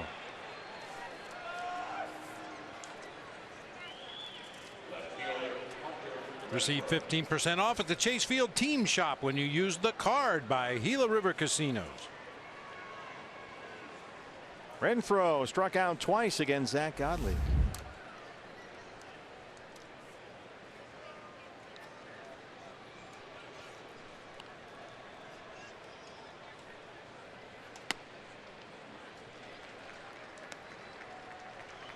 Jimmy's got a funny breaking ball. It's sort of this slurvy curveball slider combo hybrid pitch. Sometimes it looks like a curve, other times it kind of slides like a slider.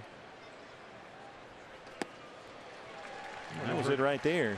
Tori and Mike Butcher talk a lot about changing the shape of pitches, and Jimmy Sherfy seems to have that ability with that breaking ball, depending on how high up he gets on the ball or how far around the side he gets on the ball. Makes the break look a little bit different. And he's got a very lively fastball to go with that. Oh, just dropped it in there beautifully and rings up Renfroe. Jimmy's got a good breaking ball. Yeah, Hunter Renfroe will attest to that. Take a look at these breaking pitches. First pitch slider just off the outside corner. He gets the call and then waves at another one in the dirt, and then knee buckles him with a high slider at 80 miles an hour. Our Nationwide Vision Center's eye on the game. Eric Hosmer now. Hosmer's walked and grounded out.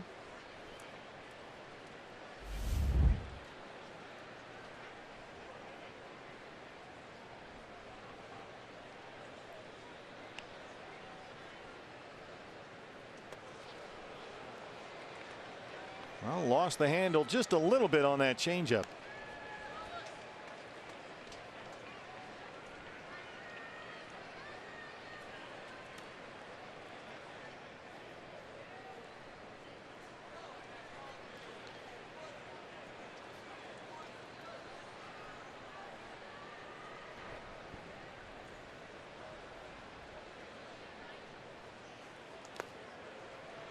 Back to the breaking pitch. 2-0.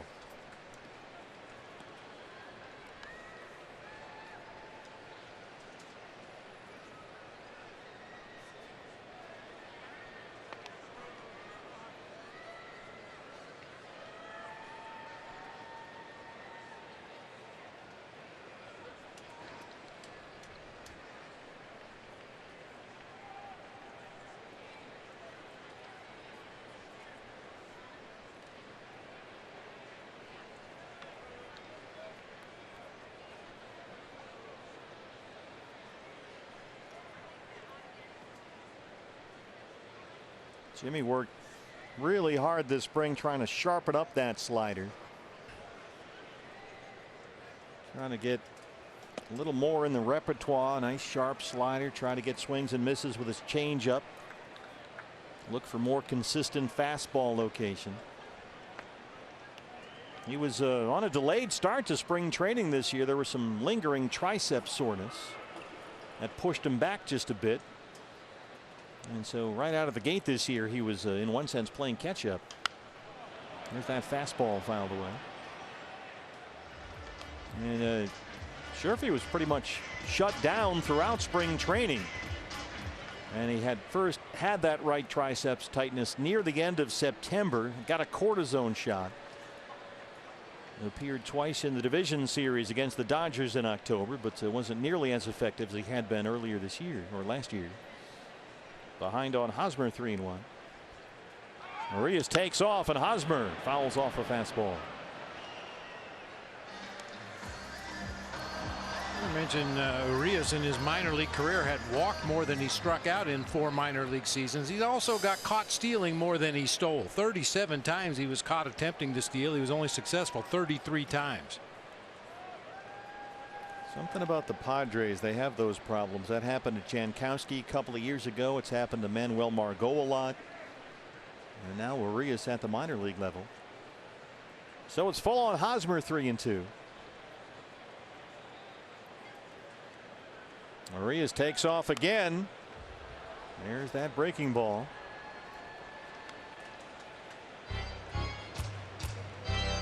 I remember when Jimmy Sherfy first appeared at the big league level, he put up blistering numbers in the minors. Just crazy strikeout and save totals. You wondered when you'd see him. And it was last August at Target Field in Minneapolis. He made his major league debut. Said he was so nervous he couldn't feel his body. But then the funny thing was, this one thing Torrey loves about him, he's got that sort of very chill surfer dude mentality. Never really gets rattled. Once he got into the game, he said he felt totally fine. No big deal. Just a normal, everyday kind of a thing. Torrey's known Jimmy Sherfy ever since he was in Little League, playing with some of Torrey's sons. One more time on 3-2.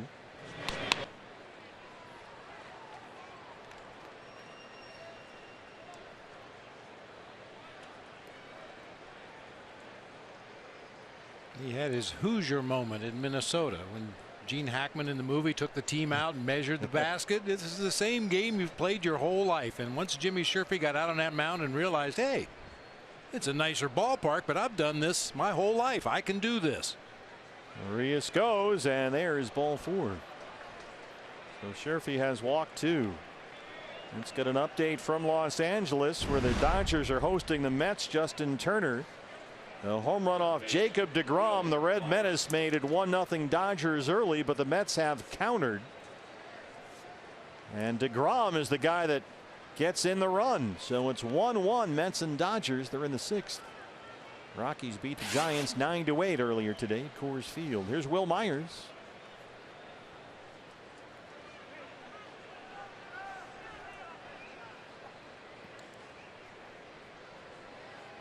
Myers has walked and flied out today. 2 on and 1 out.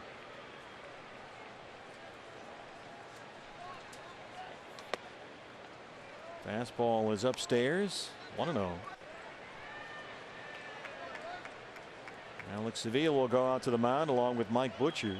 Mentioned Torey Lovullo has known Jimmy since he was a little kid. They go back to Little League. Sherfy was a high school teammate with Torey's son Nick in Thousand Oaks, California. Nick Lobello playing in the Red Sox minor league system right now.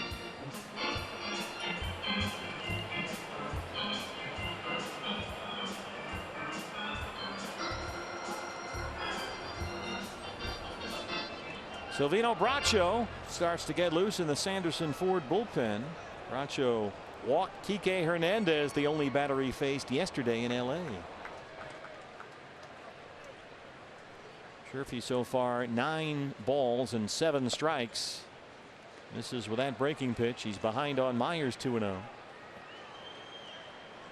He's walked 2 of the 3 he's faced so far.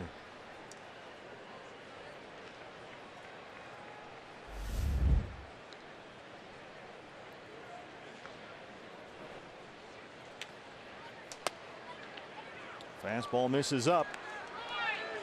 3-0 on Myers.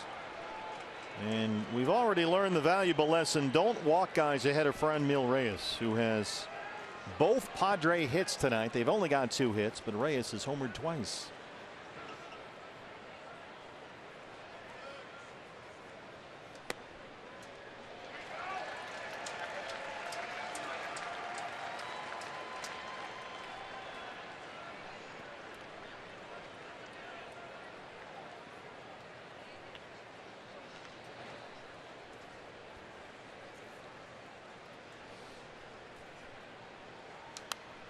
Heads up.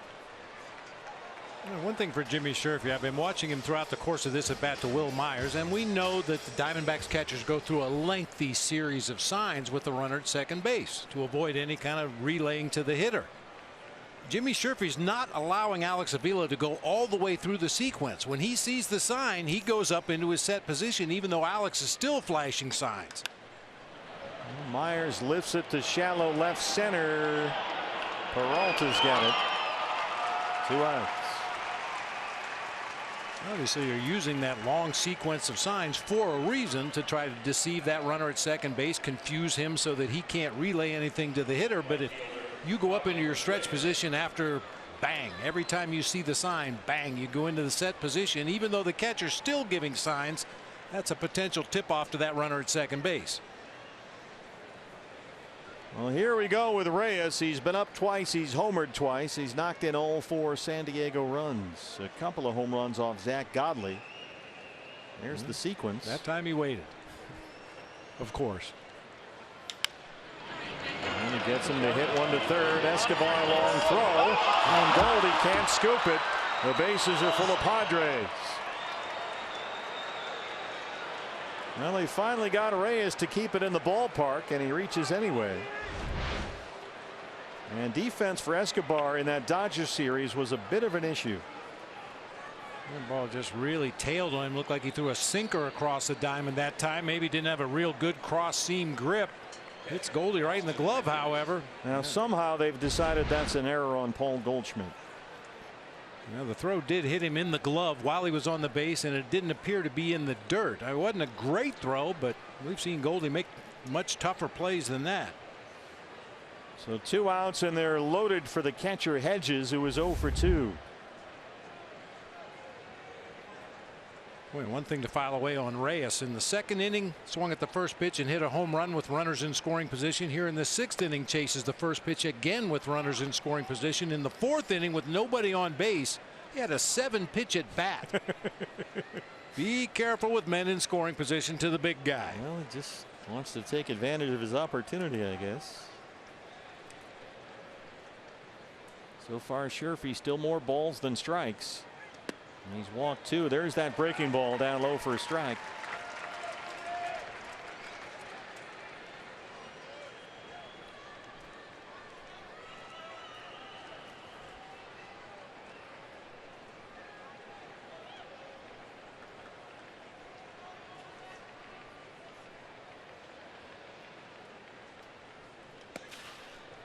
Tried another one way out there. 2-1.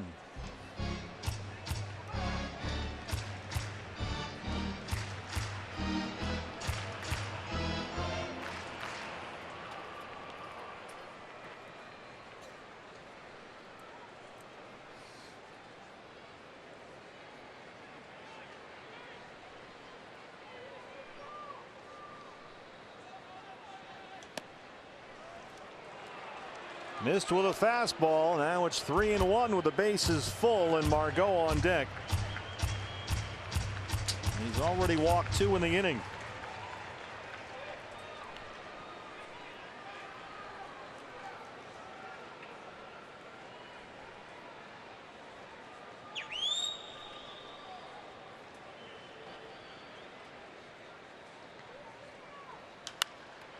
Popped it up. Goldie in foul ground. He's got it. Goldie bails him out, and Jimmy leaves him loaded. D-backs trail by 3.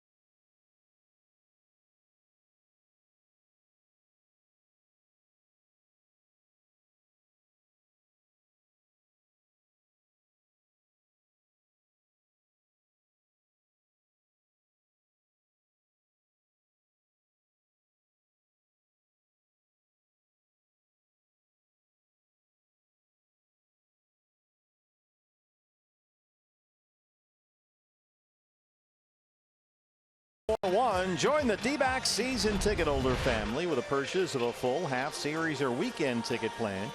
You'll enjoy early entry, concession and team shop discounts, postseason priority, and more advantage. Get the jump on 2019 season tickets. We open up at home against the Red Sox in the home opener. The Yankees will be in town too. dbacks.com/advantages. Boy, big at bat in the ballgame. Austin Hedges at the plate with the bases loaded. Jimmy Sherfy misses with that first fastball. For me, that's the key pitch of the at bat right there. The ability to throw that slider for a strike when he was behind in the count. He misses badly away twice, but then gets Hedges to pop that ball foul down there. Goldie makes the catch over in the Padres dugout. Our nationwide vision center's eye on the game. Was he only good slider he threw in the sequence, but it planted that seed in Austin Hedges' mind. Hey, this guy's got a good breaking ball. He was tardy on the fastball. Eduardo Escobar leads it off against the new Padre pitcher. We saw him last month in San Diego. Right-hander Trey Wingenter. His 12th appearance of the year. 12 strikeouts in less than 11 innings. Yeah, when we saw Wingenter, he got hit with a comebacker, as I recall. Had to come out of the ball game. Double switch as Travis Jankowski takes over in right field for Franmil Reyes.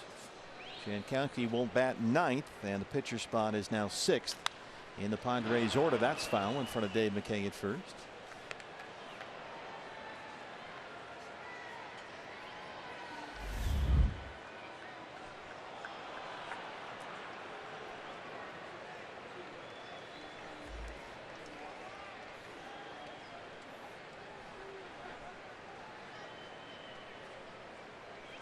One and two on Escobar.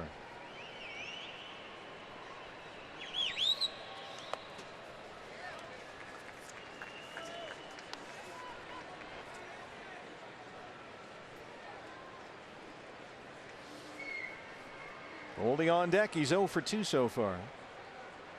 Diamondbacks still with only 2 hits, both singles in the first inning. They've not had a base hit since Souza's RBI single in the first.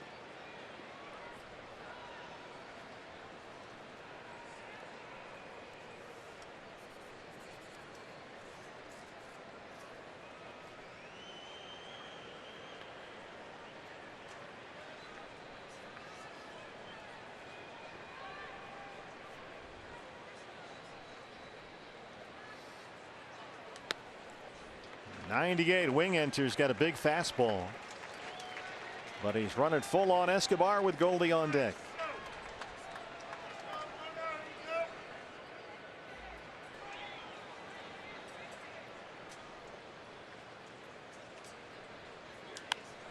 Fastball right down the middle at 98.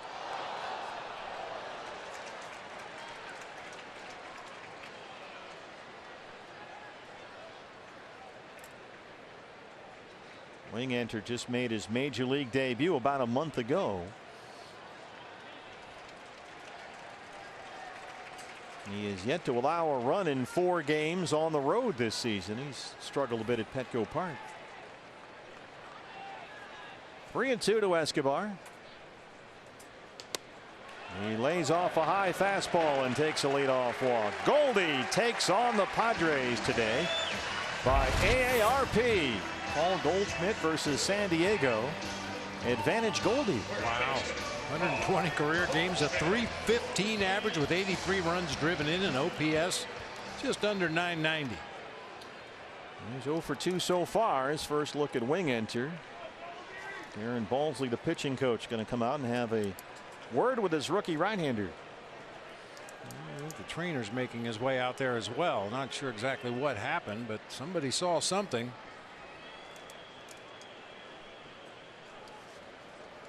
Checking with Angel Hernandez.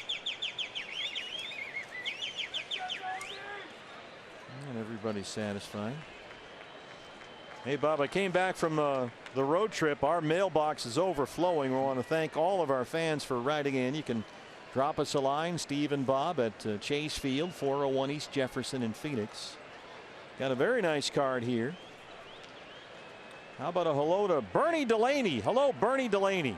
Bernie is a retired Phoenix police officer. He's been a loyal fan since '98, so we want to give a big thank you and hello to Bernie Delaney. We got a card from Lake Havasu City, so thanks very much, and thanks, Bernie. Bernie Delaney, that sounds like a guy you'd like to sit down and have a beer with, doesn't it? Yeah. I'm with you. 1-0 to Goldie.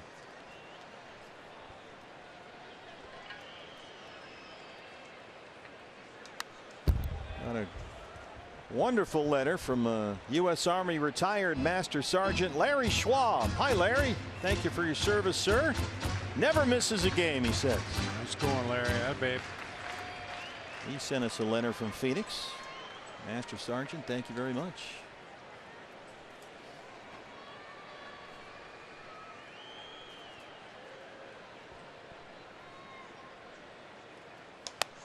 Fastball at 99 right by Goldie.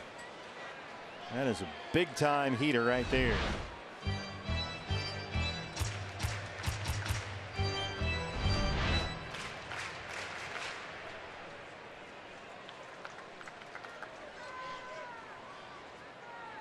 Teams love to crowd Goldie in with fastballs.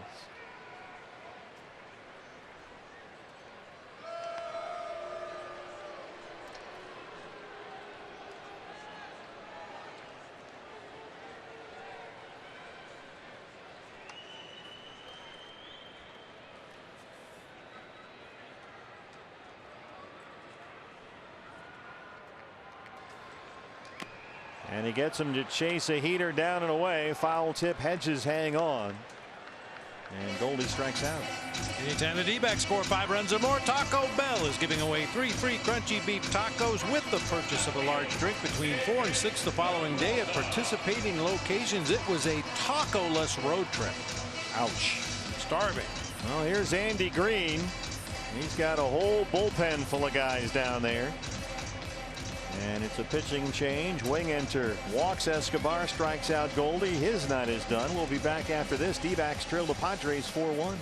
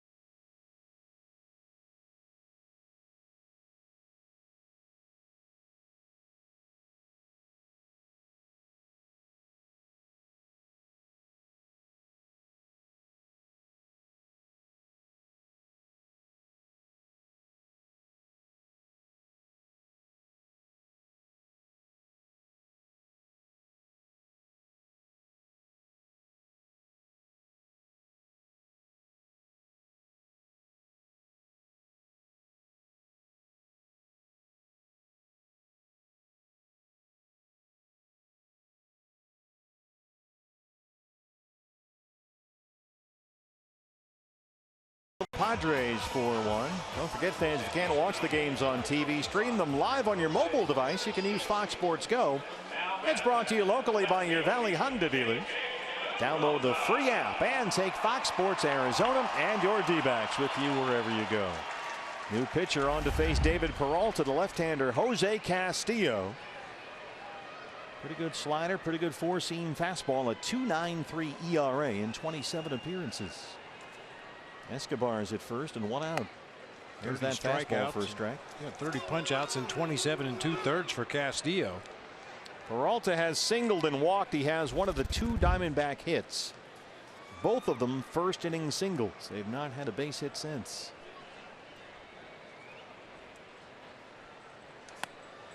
Yeah, saw the fastball. There's the slider, 1-1.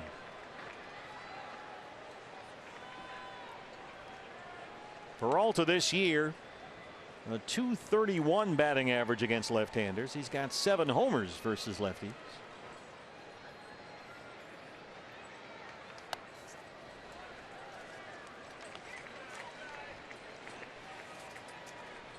David had the big home run off left-hander Rich Hill in the win at Dodger Stadium on Thursday. D-backs beat LA 3-1. That was actually Peralta's only hit in that series.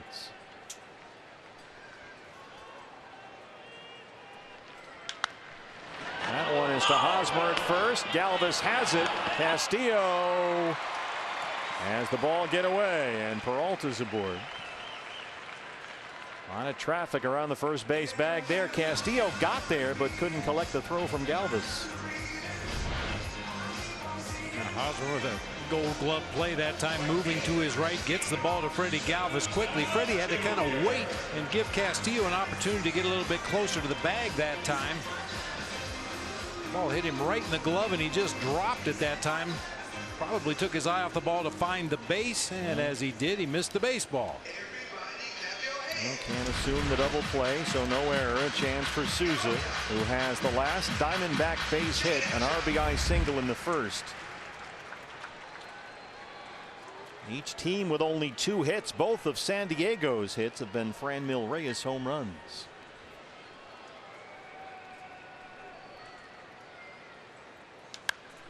Souza first pitch swinging, pops it up behind the screen and out of play.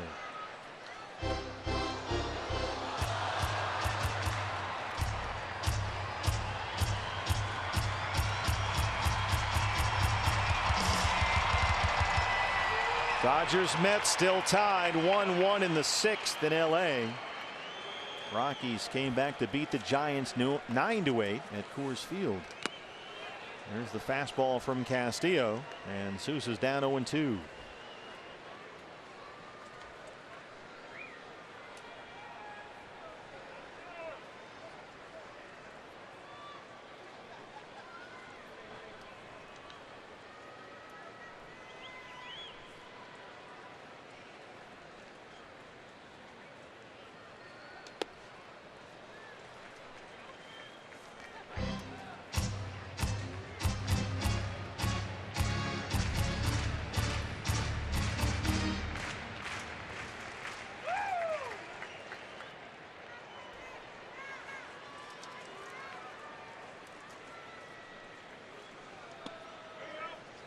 Fastball just missed down and in. 2 balls and 2 strikes.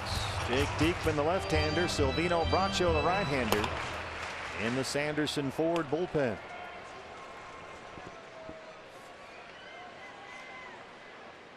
Both of those guys pitched in the ball game yesterday in Los Angeles. Souza skies one foul ground, first base side. Hosmer's over there, coming back toward the infield, and he's got it. We head to the 7th. D-backs trail it 4-1.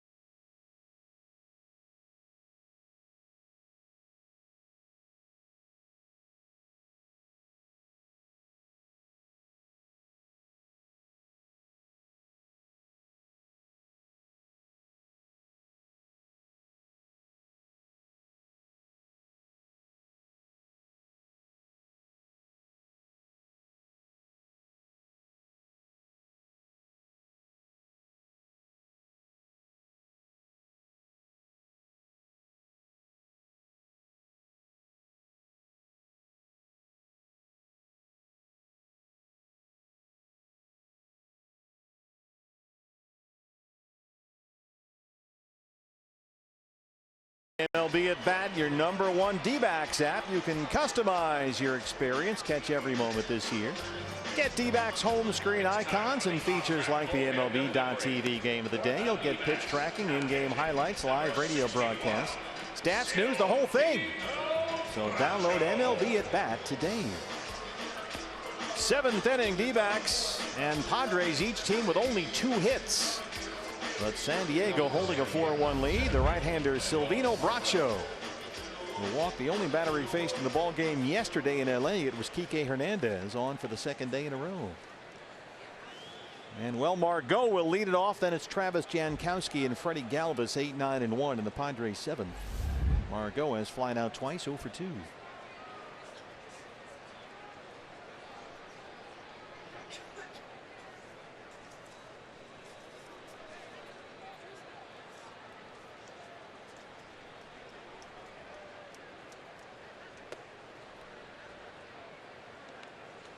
We got a nice letter from Deborah Solberg, who watches all the D-backs games at home in Globe, Arizona. Deborah said her dad used to play in the St. Louis Browns minor league system. He was a St. Louis Brown for a while.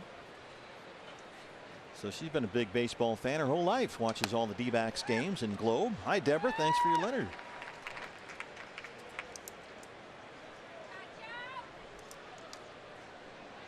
One and one on Margot. Margot doubled in their loss against the Rockies yesterday. They've been trying to get his offensive game going. He's got great speed. He's an excellent defensive center fielder. The bat hasn't quite caught up to the speed and the defense yet, but he's only 23. He'll be 24 later this month. On base percentage this year is actually below 300. They'd like him to be the leadoff man if he could just get that going. He's got all the tools that you normally see in your traditional type of leadoff hitter.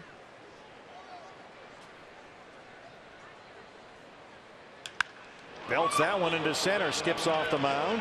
He's got a leadoff single. Well, unfortunately, Silvino Bracho kind of working backwards. Take a look at the pitch by pitch. Misses badly with the first fastball. Hits the outside corner right there. A foul ball on a pitch up. And then center cut with a 2-strike fastball at 93. Ideally, you get ahead with those pitches in the strike zone and then expand the zone. That time Bracho worked it backwards. Our Nationwide Vision Center's eye on the game. First at bat for the speedster Travis Jankowski. Double switched into the ball game in right field. He replaced Franmil Reyes, who has homered twice tonight. Escobar well in on the grass at third. Jankowski 259. He's got 3 homers. He can really run. And had a nice August with the bat. He hit .323 last month. There's Escobar in at third. Margot can run. He's got 10 stolen bases, but he's been caught 9 times.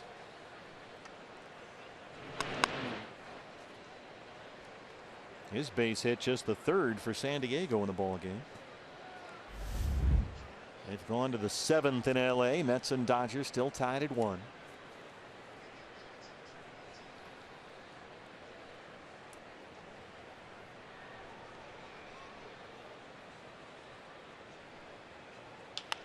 That one gets through. Margot, big speed. He'll dig for third. And the first 2 have reached in the San Diego 7th. Takes advantage of that hole in the right side. Talk all the time about where's the weakness in the defense, and with Goldie holding on Margot over there at first base, there's a hole on that right side. Jankowski just rolls over a ground ball, chasing Margot all the way to third. Bracho's going to have to work some magic here. Top of the order comes up. It's Freddie Galvis, the shortstop, 0 for 3.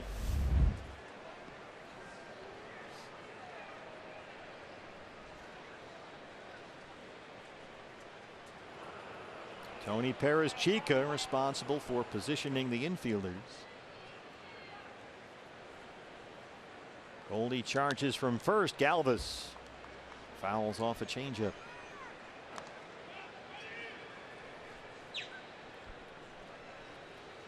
You can follow Fox Sports Arizona all over the social media. Twitter, Facebook, Instagram, Snapchat, Fox Sports AZ. The social media platforms, as Todd always likes to refer to them. A lot of interviews and stuff on there you won't see anywhere else. 1-1.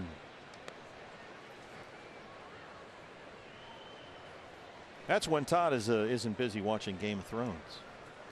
He's watched 7 seasons of Game of Thrones in like a week and a half. He's binging big time. Trying to catch up.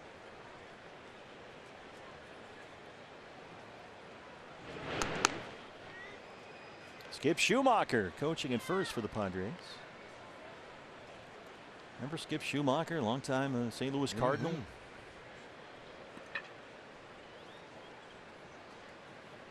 He was one of those pests. Yeah, he sure was. If you weren't with the team he was playing for, he was a pest. If you were a Cardinal fan, you loved him. Otherwise, not so much. Fastball right by Galvis. Bracho pumps it up, mid-90s, 1-2. The rookie Urias on deck. Now Alex Avila is walking into the dugout. Maybe an equipment issue. He's looking at the back of the webbing of the mitt. Broke a seam or a lace on that catcher's mitt.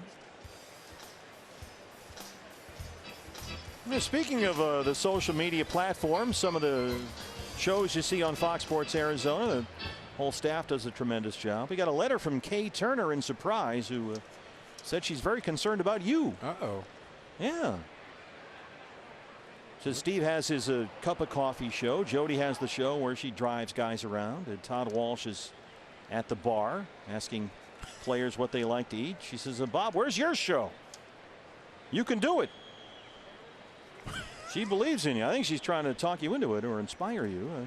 Kay's a big Diamondback fan. She's 76. She wrote us from Surprise, suggesting you should have your own show. Well, thank you, Kay. I appreciate the support. That one is lined right to Ahmed. Jankowski running on the pitch, and they double him off. Bracho got a big break. Margot now at third with 2 outs.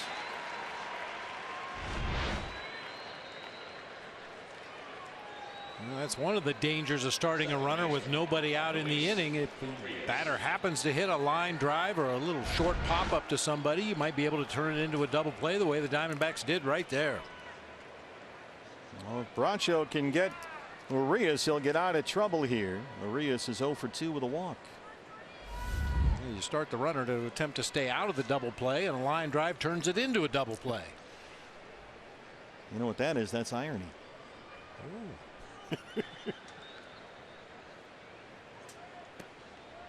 Changeup misses down low.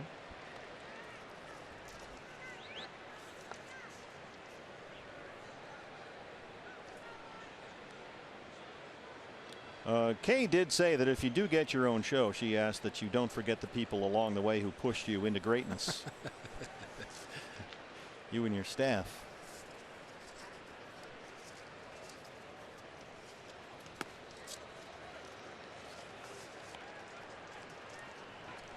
So thanks to Kay Turner and Surprise for watching D-backs baseball. Okay, I have enough problems just keeping my staff online for baseball. Yeah, it's tough.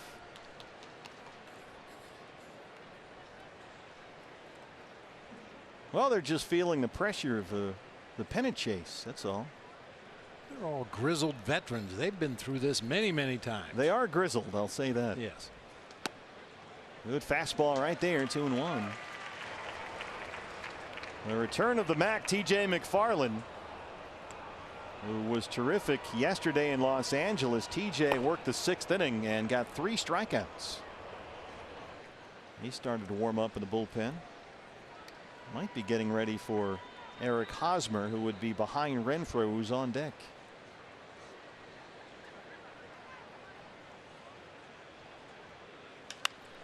Popped it up. Goldie foul ground. Well, Bracho gives up singles to the first 2 he faced, but he wiggles off the hook. It stays 4-1.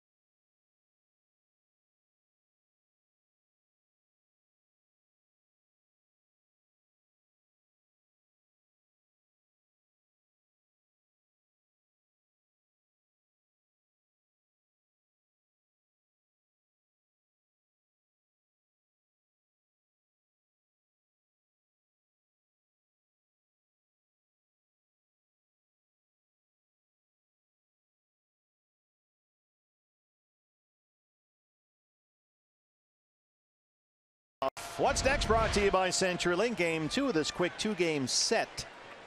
Robbie Ray on the mound against left-hander Joey Lucchese. We've seen him, it seems like 5 or 6 times already this bunch year. Of times.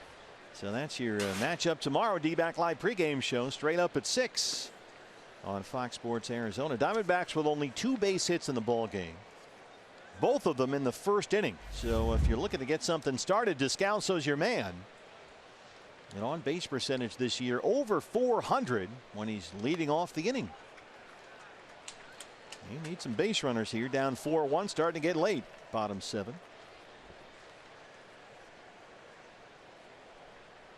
Daniel has grounded out, flied out, but neither time leading off an inning. So hopefully we change the mojo here. 2-1. Coming off that big home run yesterday in LA. And Daniel, as we've seen, can handle left-hand pitching for sure.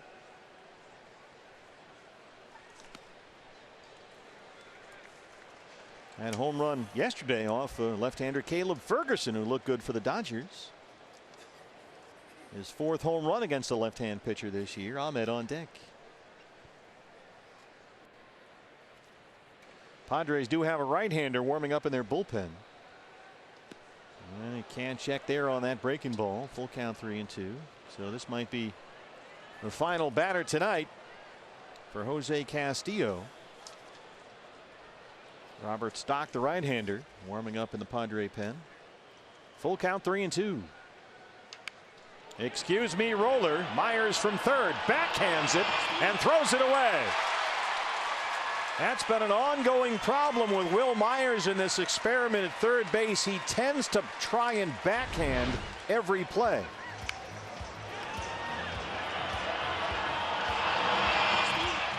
Descalso not able to advance. Ahmed will be the hitter. He made that a little tougher play than it had to be, and his throw pulls Hosmer back into the baseline. Daniel Descalso will reach. He scored a base hit. Wow. Okay. The first hit sends Souza's RBI single in the first. Ahmed 0 for 2. They got a right-hander ready. They're going to stick with the lefty here. Jose Castillo. They do have the left-hand batting Alex Avila in the on-deck circle. Nick pops up the first pitch. Foul ground for Hosmer, first base side, and it stays playable. The D-backs home run tonight means a free jumbo jack tomorrow at participating Jack in the Box locations with the purchase of a large drink, he said optimistically. All right, so Avila will be recalled. Christian Walker will hit for Alex Avila. And Walker had this pinch hit home run over the weekend against Clayton Kershaw. His 2nd home run against Kershaw this year. The first was back in May in this ballpark when he hit it about 490 feet. This is why they like Walker on this roster. That right-hand power bat off the bench in spots like this. He will hit for Avila. And A.J. Pollock is in the on-deck circle, ready to hit for the pitcher Bracho.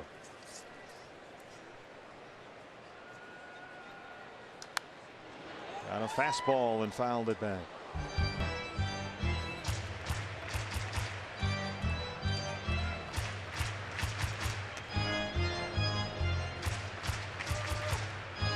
Roy Lavello trying to get back in this ball game with 1 swing. Good matchup here with Walker against the lefty. Fastball away. And this makes 4 innings in a row. The Diamondbacks have had their leadoff man on. They just haven't been able to do anything with it. A leadoff walk in the 4th, 5th, 6th, and a leadoff hit here in the 7th.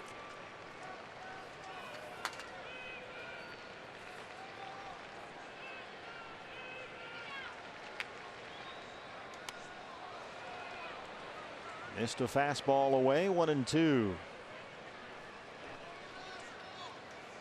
Christian 4 for 19 as a pinch hitter this year with those 2 home runs, both of them against Clayton Kershaw. He might be the only guy in either dugout that wishes he was facing Clayton Kershaw. I think you're right. Maybe the only guy in the league. That's going to get out of play. Christian played most of this year at AAA Reno, hit .299 with 18 home runs.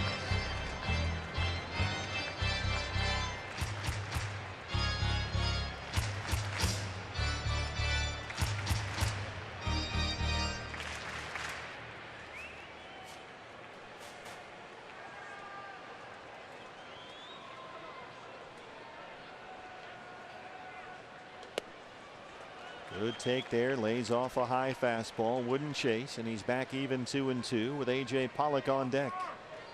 He will hit for Bracho.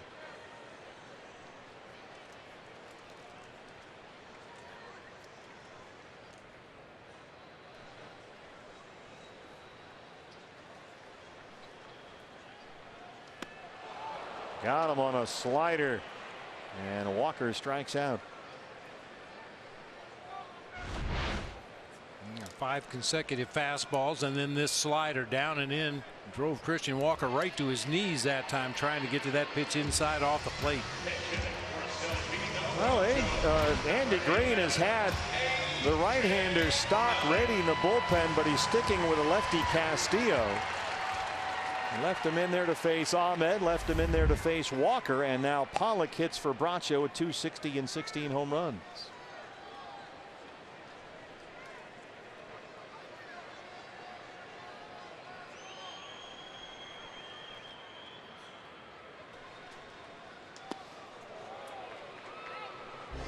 Slider got away big time. AJ really struggled on the last road trip through San Francisco and LA. He did single and walk in the ball game yesterday.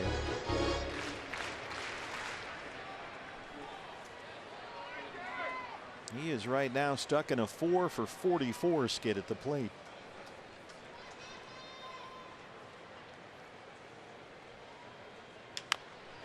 Tapper to third, make Myers play it, and he picked it up after it rolled foul.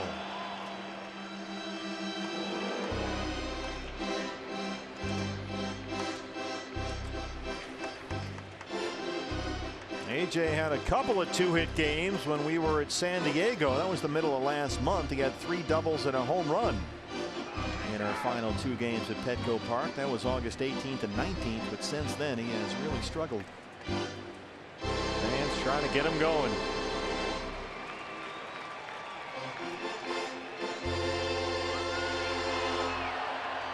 Rockies beat the Giants earlier today, 9-8.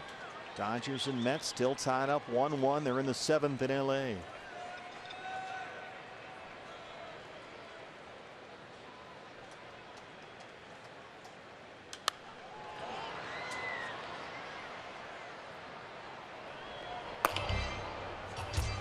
At Cook. The right-hander has started warming up along with the lefty T.J. McFarland in the Sanderson Ford bullpen. That was a big part of this rotation for a while this year. Part of the September expanded rosters.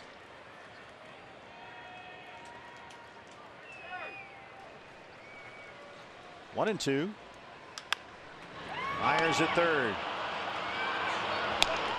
Well, once again, the leadoff man gets on, cannot score. It stays 4-1 Padres.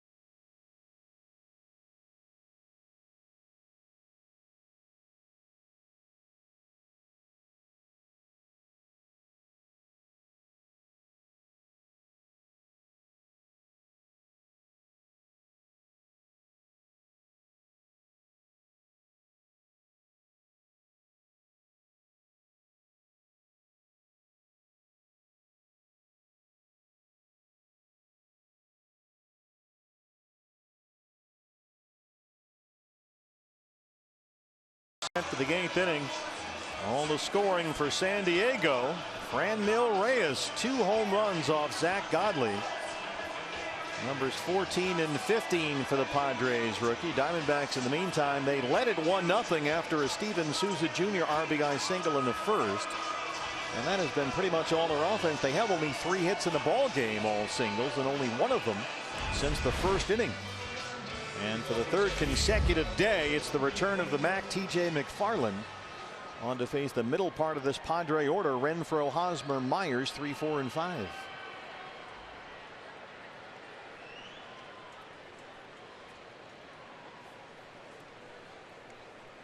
New battery for the Diamondbacks. John Ryan Murphy takes over behind the plate after Walker hit for Avila. Renfroe 0 for 3, struck out 3 times. Maybe on his way to a 4th. He's got a career best 10-game hitting streak on the line right here. He's got 5 home runs during that 10-game streak. Belts that one into left, a base hit, make it 11.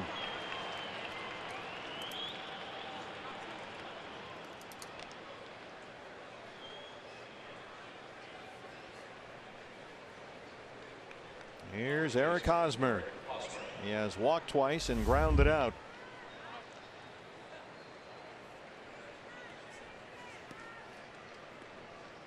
Hosmer only about a 200 hitter against lefties this year, so he's in there against TJ. Who will work that sinker down low, try and get a double play ball here if he can, ahead of Will Myers, who's on deck.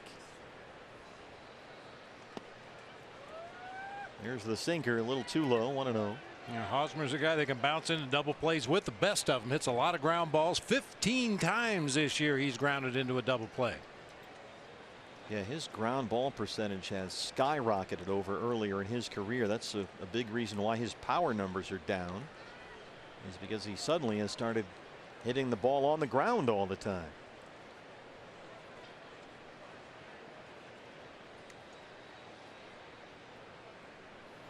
That base hit by Hunter Renfroe to start the inning for the Padres. 112 miles an hour off the bat. Fortunately, he didn't get any elevation on it, just a line drive through into left field for a single.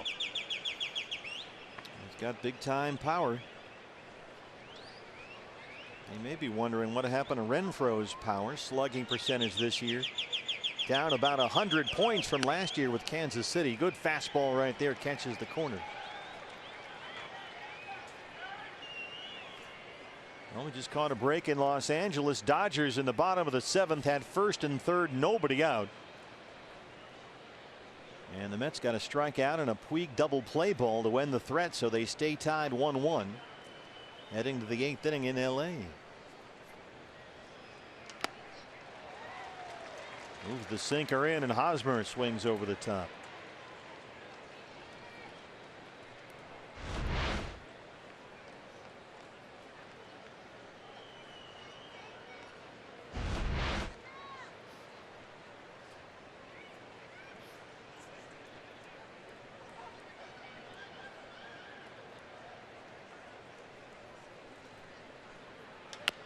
There's your double play ball.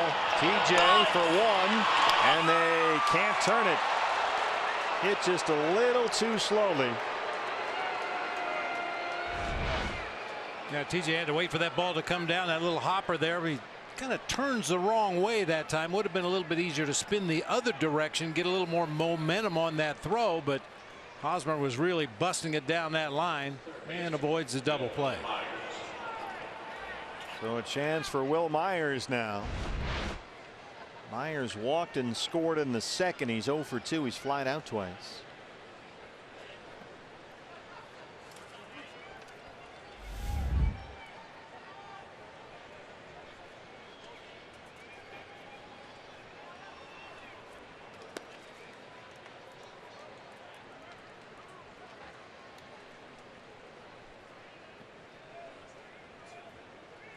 Will Myers 0 for 4 lifetime against TJ McFarland. However, he has walked 4 times. 8 plate appearances, 0 for 4 with 4 walks. Well, the same principle is going to apply here for TJ. Try and get him to hit into a double play on a sinker. That one misses low. A changeup that time. You've got the pitcher spot up next Jose Pirela is in the on-deck circle for the Padres.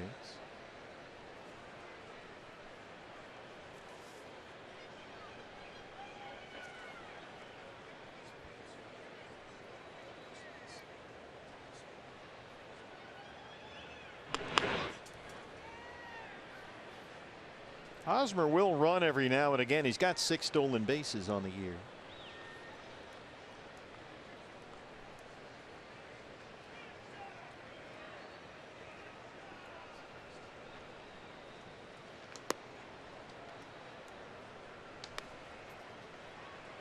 Myers' continuing injury issues have really kind of helped to wash out the Padres season. He hit 28 home runs 2 years ago, had 30 homers last year. But this year just 10. He's only played in about 60 games.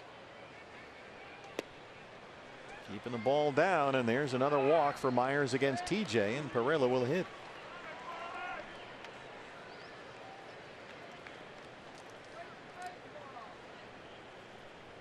Well, when you played the Padres in the second half of last season, every time you looked up, Pirela was getting the big hit. He's been announced as the pinch hitter. Torey Lovullo out to the mound. And he's got a right-hander ready. 2 on and 1 out in the 8th inning. Padres already have a 4-1 lead. Back after this.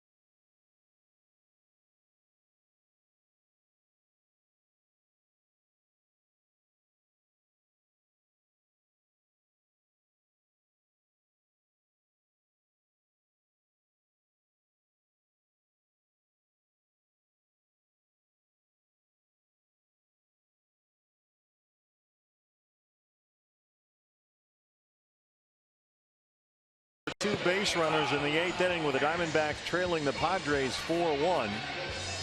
And on to face the pinch hitter Jose Pirela is the right-hander Matt Cook. Matt back up from Reno. Did a very good job for the Diamondbacks, holding down a rotation spot for a long time earlier this year. Yeah, it seems like a long time ago when the Diamondbacks were without Taijuan Walker and Shelby Miller. Robbie Ray spent some time on the disabled list, and Matt Cook ably stepped in and filled that spot in the rotation. One of those spots in the rotation. Yeah, there were some auditions, Chris Medlin and a couple of other guys here and there before they finally settled on Matt, who did a good job. Pirela 248, 3 homers. Hitting for the pitcher. He's got Hosmer at second, Myers at first, and 1 out. Pirela just 2 for 23 as a pinch hitter this year.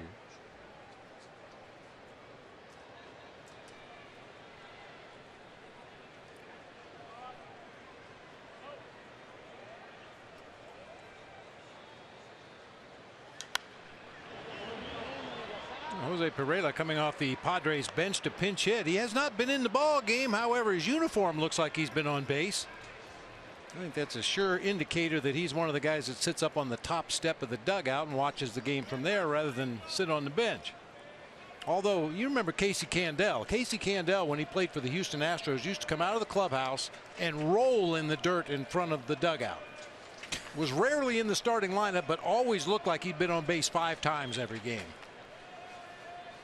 I have a puppy that does that a lot. Oh, off the glove. It stays fair. Escobar couldn't quite get it, and the Padres have the bases fully, knocked it down and prevented that ball from getting up the left field line. I have to believe that saved at least one run for the time being. That ball scalded down the third baseline, fully extended, just able to get a piece of it, knock it down, keep it on the infield. Do not allow that runner from second, Eric Hosmer, to come around and score. Still have a chance to get a double play and get out of this inning. Well, Sherfy was in a bases loaded mess against Austin Hedges in the sixth, got him to foul out to Goldie to end the threat. And Hedges is up with the bases full again. He's 0 for 3. Hosmer at third, Myers at second, Pereira at first.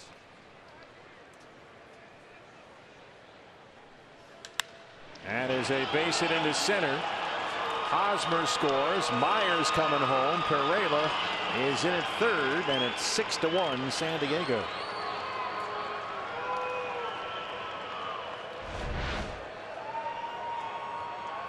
It looked like a little cut fastball that just didn't cut enough. Stayed over the heart of the plate. Diamondbacks playing a double play depth. That one snuck through quickly into center field, scoring 2 and advancing Pereira all the way to third base.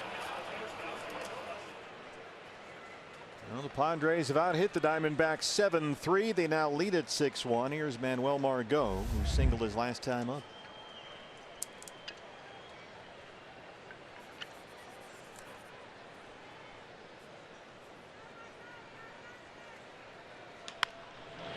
Double play ball here. Ahmed Descalso.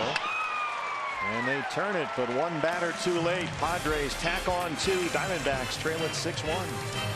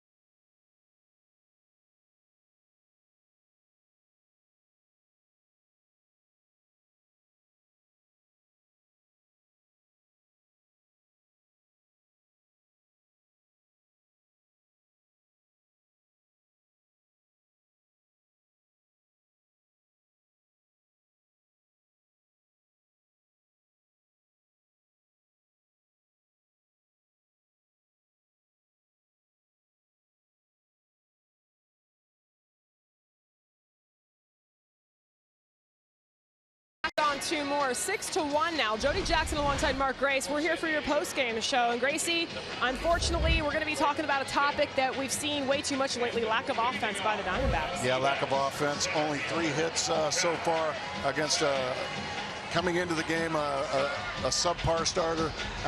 Unfortunately, 1 run and it's blowout city right now. Yeah, we'll also talk about Zach Godley and Franmil Reyes. That and much more. We'll hear from the manager, Tori Lavello, Kate Longworth. We'll have sound from the clubhouse. It's all coming your way on the postgame show. Yeah, Gracie's right. Brian Mitchell came in winless on the year, but gave up just 1 run in 5 innings, and the Padres bullpen has done the job ever since. Craig Stammen, the right-hander, is on to start the bottom of the 8th inning. He has held his opposition scoreless in 19 of his last 20 games. This is a very good pitcher. The ERA right at 2.5. Jay 0 for 3 tonight. And down 0-2.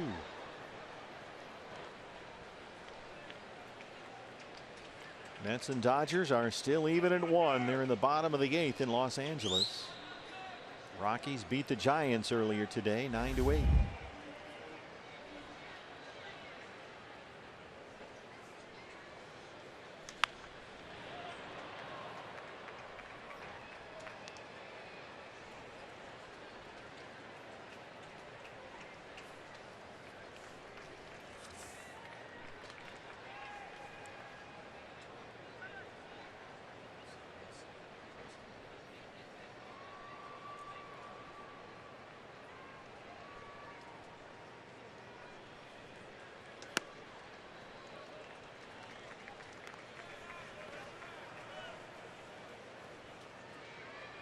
Also got to keep an eye on the wild card standings. You've got to look at the Brewers every day. You got to look at the Cardinals every day. Those are the two teams just ahead of the Diamondbacks in the wild card race. D-backs 2 games out of a wild card spot heading into play today.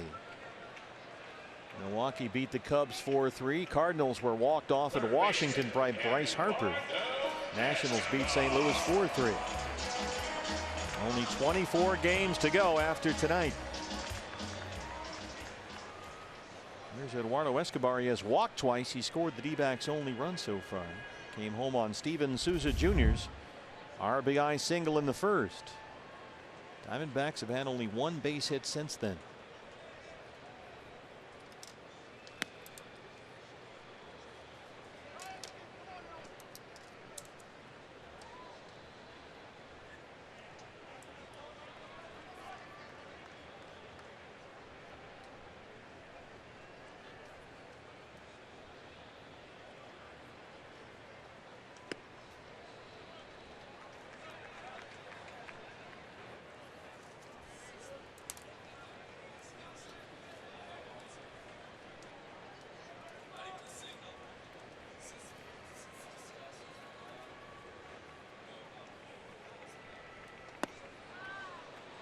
Here's that slider down. 1-2 on Escobar. Goldie on deck. Some guys have that slider with lateral movement. Other guys sliders, it seems, bite straight down. That's the ideal one for most pitchers. They want the one that goes down. Fastball just misses in. 2-2. Why is that better? Better chance that the hitter's going to hit the top half of the baseball and put it on the ground, which is what you're looking for out there on the mound. Better chance of getting a swing and a miss if the pitch changes planes and goes down. If it stays flat on the same plane, a much better chance, even if you're a little ahead of it or a little behind it, you can put it in play hard. Well, the Diamondbacks have really struggled to make hard contact all night long. Since Descalso flied out to left field in the 4th inning, the Diamondbacks have not hit a ball out of the infield. It's been the 4th inning since they've got a ball through the infield. It's been just 1 hit since the first. Escobar lines it to right. Jankowski can't get it. It rolls behind him. And Escobar's on the run. He will stop at second. Travis Jankowski with a diving catch attempt out there. And that looks like it'll be another double for the major league leader now with 45. Got his weight out front, but kept his hands back very well that time. Another breaking ball that comes right down the middle of the plate. A lot of topspin on that line drive. Jankowski with a great effort out there in right field, but it gets behind him for another double. Number 45 on the season for Escobar. So there's your ball hit out of the infield. A chance for Goldie now, who is 0 for 3.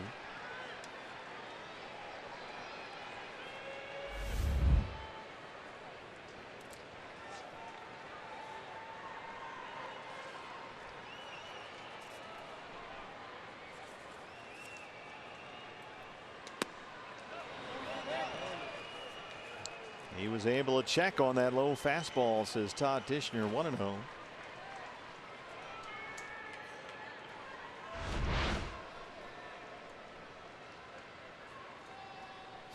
Awfully close.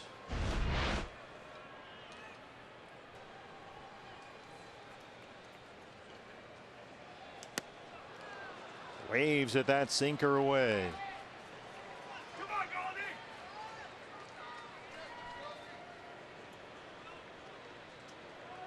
Goldie coming off a big month of August. He hit .356 with 8 home runs last month. Had a good series in Los Angeles. 7 hits against the Dodgers.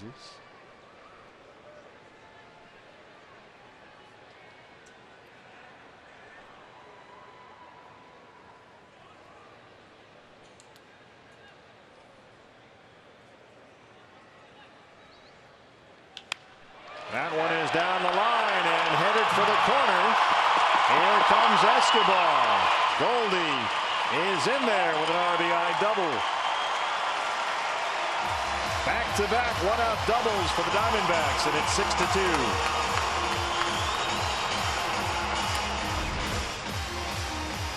Loud contact here in this inning. Escobar with a line drive to right. Goldie now with a line drive down in the left field corner to drive home Escobar. Diamondbacks starting to make some noise here in the 8th inning.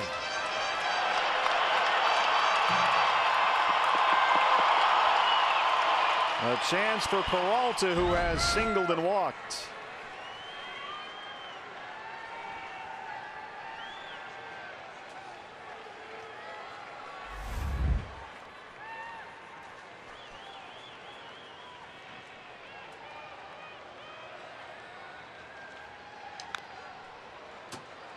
Padres will leave Galvis, the shortstop, on the third base side of the bag. He's playing behind the runner Goldie down there.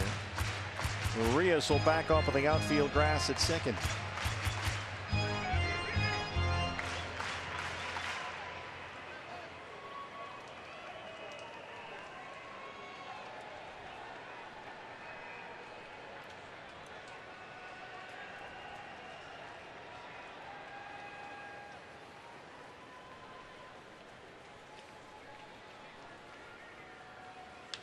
David drives it to center. Margot backs up and runs it down. Goldie tags. He'll get third base. And that's the second out in the 8th. Well, David hit that one right on the screws, but right at the center fielder. Here's Souza, who had the RBI single in the first that made it 1-0 Diamondbacks.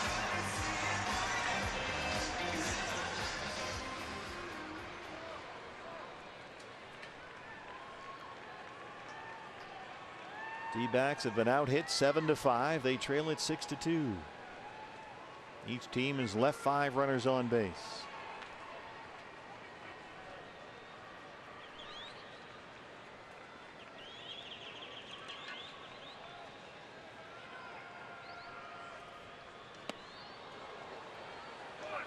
Out in front of a breaking ball, 0-1.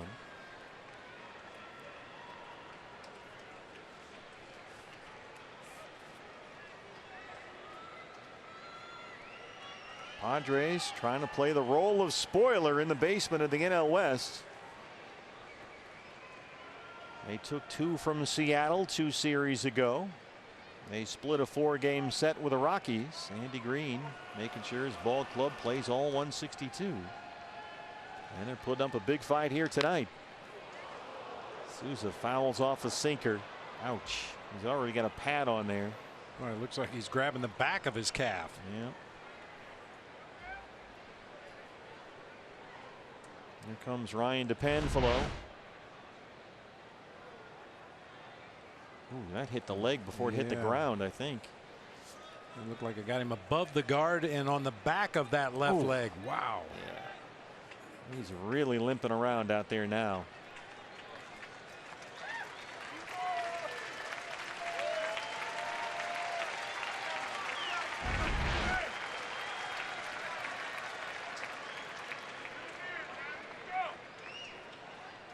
You know he does not want to come out. Steven missed the first 30 games this year. He suffered that right pectoral injury in spring training on the diving catch attempt at Salt River Fields. Then aggravated that injury in the middle of May, cost him another 40 games. It's just been that kind of a season for him after a very good year last year in Tampa Bay.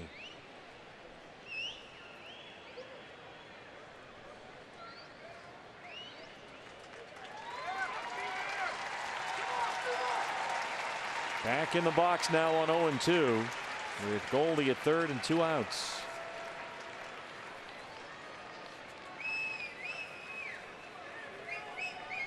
Is that a rally purse? Whatever it takes. Might start a trend. That's dedication for you. Yep.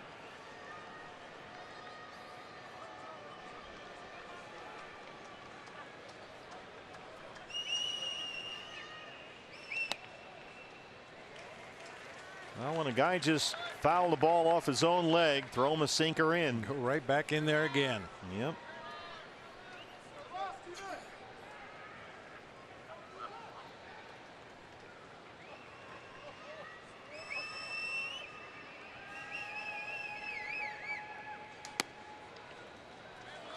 They work it in, they work away. 2-2.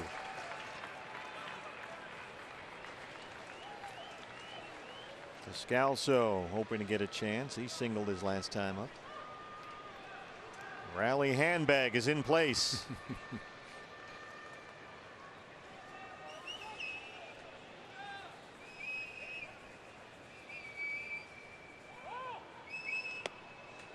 Missed with a breaking ball, and Steven has come back to work at full 3-2.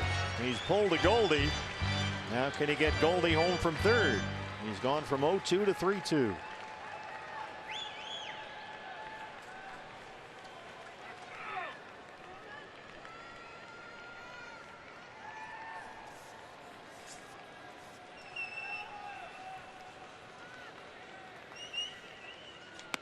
Ball four, good at bat right there. Slider away, laid off. That rally handbag is working.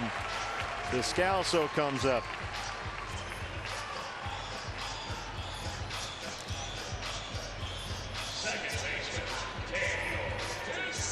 Turned into a long inning for Stammen now, over 20 pitches. Descalso 1 for 3.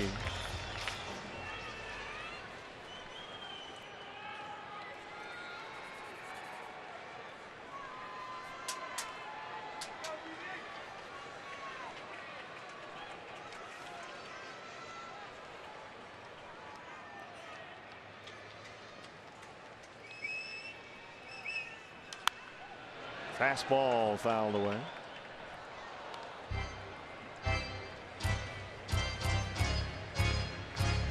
Boy, that game in LA has stayed 1-1 for a long time now. Bullpen busy again. Stock has started throwing for the second time tonight.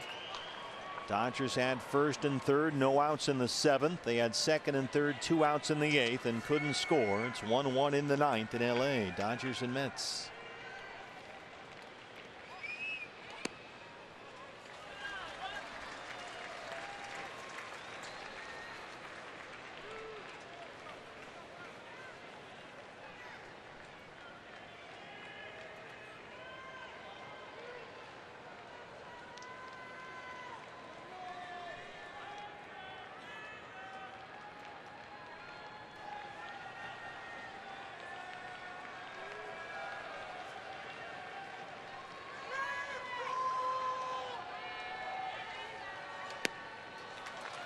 Slider is low. 2 balls and 1 strike.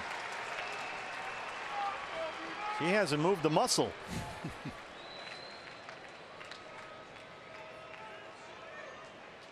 It's like what is it, Rex Harrison and Audrey Hepburn down there.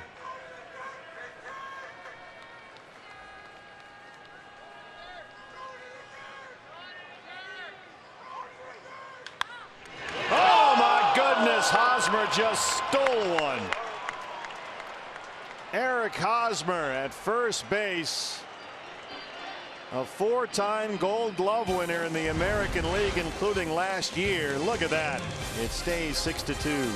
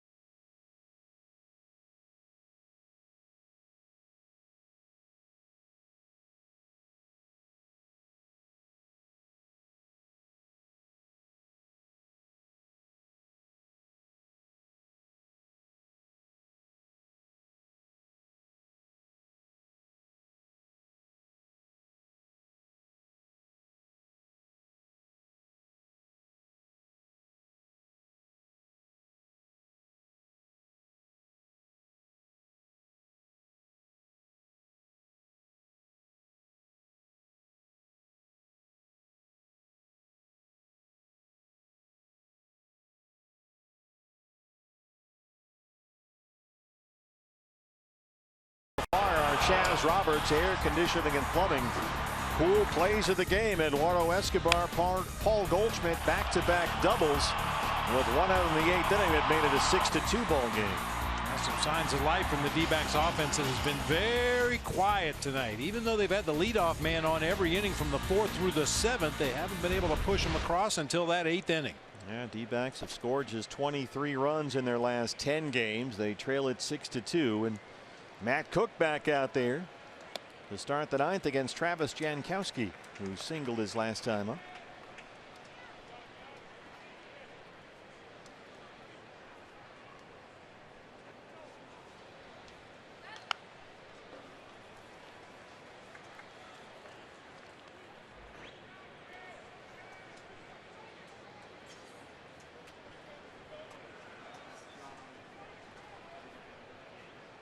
Dodgers and Mets still tied up 1-1. They're in the 9th in LA. Mets have something going. 1st and 3rd, 1 out.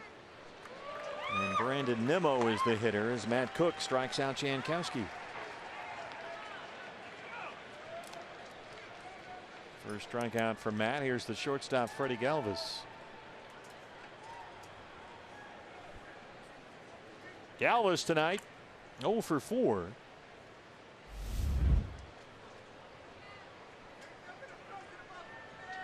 He's got a little 3-game hit streak going. Padres bullpen is busy. It's been busy all night. Kirby Yates is back, the closer. He's the right-hander. And Matt Strahm, the lefty. There's a little slip shot to second. Descalso cleans that up. 2 down. D-backs have the lower 3rd of the order due up in the bottom of the 9th inning. Ahmed Murphy in the pitcher's spot, 7, 8, 9. Here's Luis Urias. He has walked. He's 0 for 3.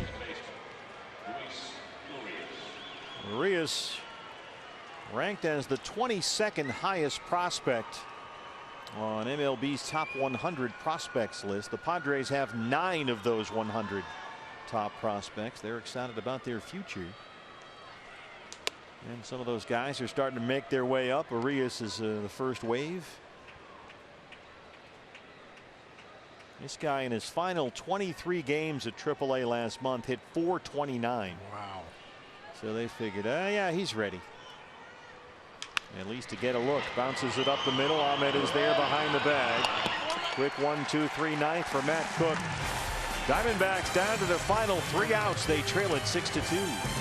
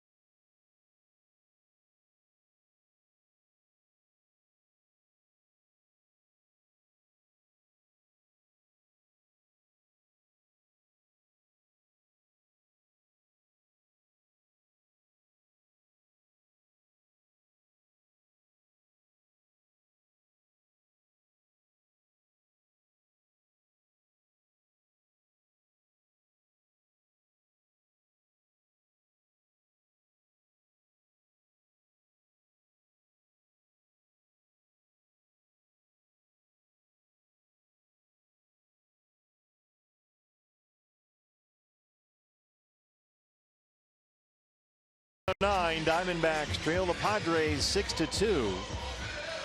And on to close it out for San Diego, Kirby Yates, who's had an up and down season as the Padre closer ever since they traded Brad Hand to Cleveland.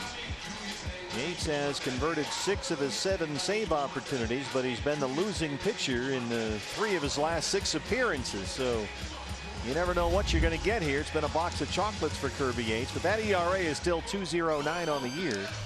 And he'll face the 7, 8, 9 hitters in the Diamondback lineup. Nick Ahmed will lead it off.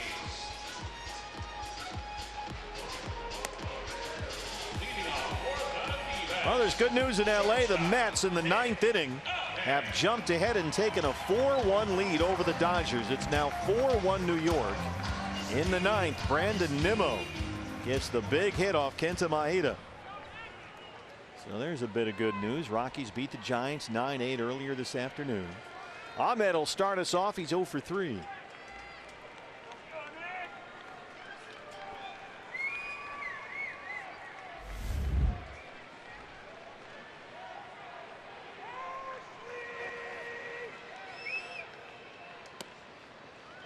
Well, you're saying, well, how can the Diamondbacks are fighting for your very survival here?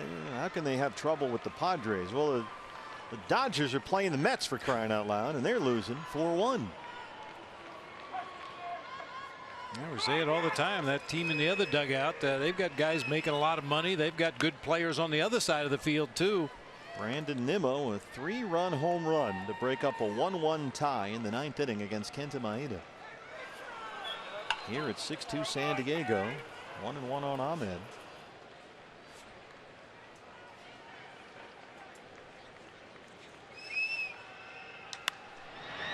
That's hit way up in the air. Renfro's in left.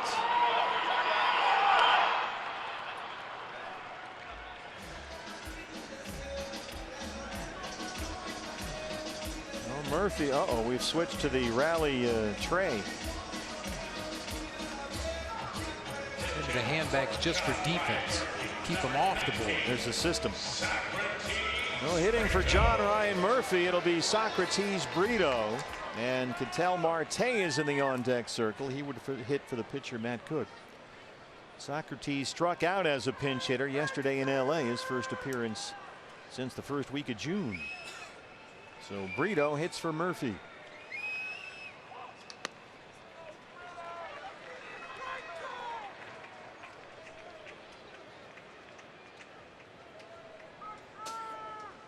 Socrates had a real nice season at AAA Reno this year. Hit about .320. Belted 17 home runs. Well, this guy's just a big package of tools. He's got power. He can run. 25. He'll be 26 later this week, actually. Got a real good throwing arm from the outfield. Just kind of waiting for him to put it all together on a daily basis. Yeah, he's had a lot of injury issues as a minor league player. Remember that head first slide into home plate in spring training last year.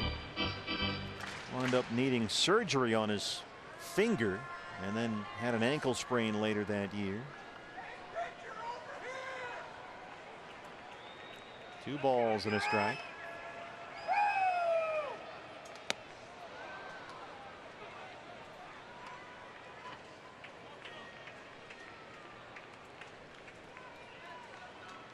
Marte will hit for the pitcher, Cook.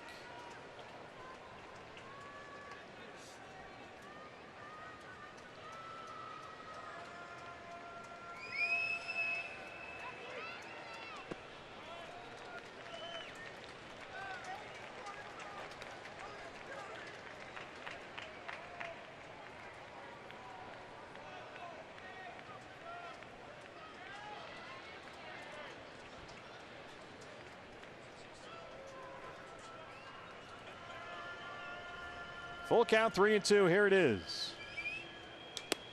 There's one base runner. So Brito gets it started. A 1-out walk. Here's Marte.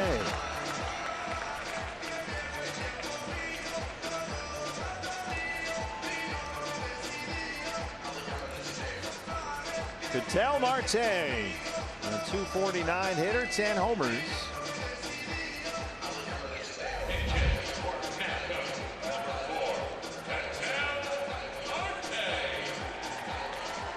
Well, if you can get Marte aboard, you've got the top of the order due up behind him. John Jay on deck.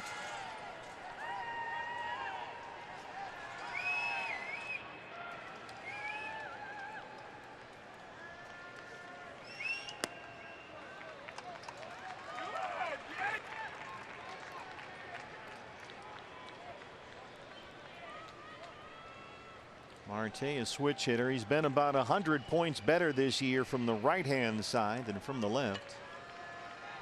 Hosmer playing behind the runner, Brito at first.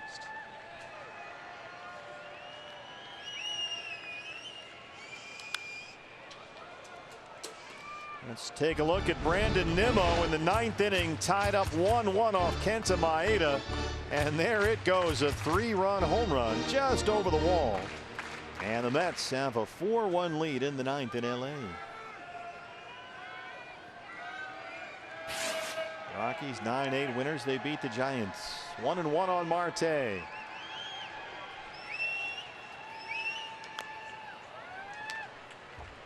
that split changeup that Kirby Yates throws.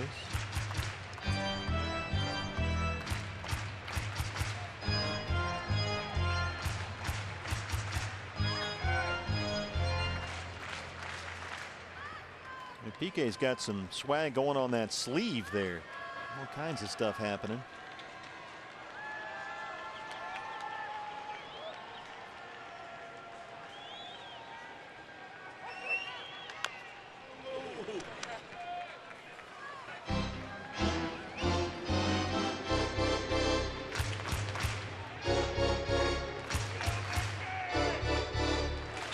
Do you prefer that or the Yoenis Cespedes bright green?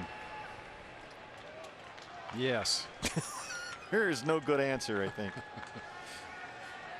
Everybody's got their rally cap going. Well, not everybody. Come on, Dad. Still 1-2. Spoils a fastball.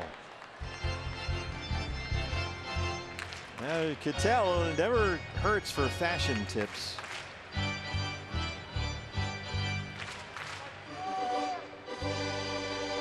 Apparently the Office of Fashion Police has been discontinued in Major League Baseball. It was disbanded.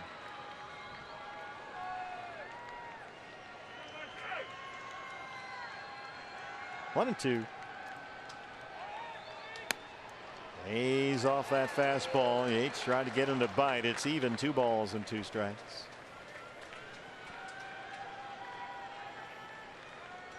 Jay 0 for 4 on deck. Hosmer still playing behind Brito at first.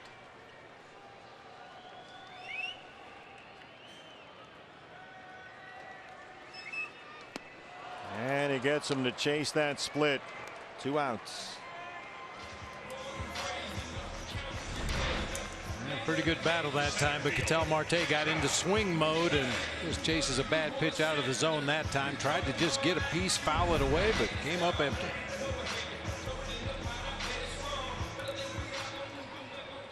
Well, it's up to John Jay. Gracie and Jody standing by. D-backs Live post-game show follows our ball game.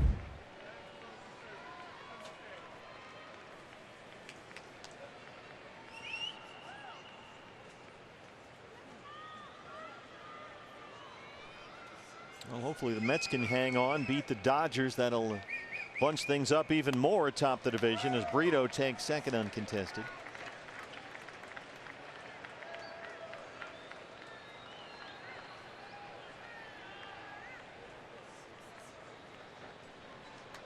Same 2 teams tomorrow night. Robbie Ray and Joey Lucchesi match up a left-handers. D-backs Live pregame show at 6 o'clock on Fox Sports Arizona. Straight up 6 o'clock. Ray and Lucchesi. And then an off day Wednesday before the Atlanta Braves come in here for 4. Diamondbacks have a very difficult non-division schedule in September. They get the Braves, the Cubs, and the Astros. So a 4-game set with Atlanta starts Thursday. Don't forget Ketel Marte Luchador bobblehead on Saturday. DVAX.com for your tickets. As Jay is down to his final strike.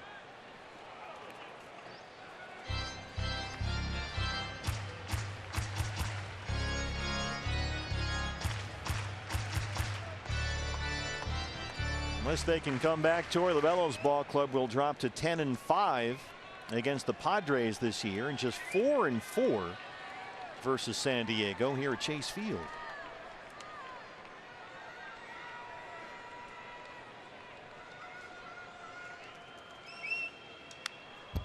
Robbie Ray coming back off a good bounce back outing against the Dodgers down in LA. Went 5 1/3, pitched into the 6th inning, gave up only 1 run, a solo bomb by Manny Machado. Struck out 9 Dodgers in that game. Seemed to do a tremendous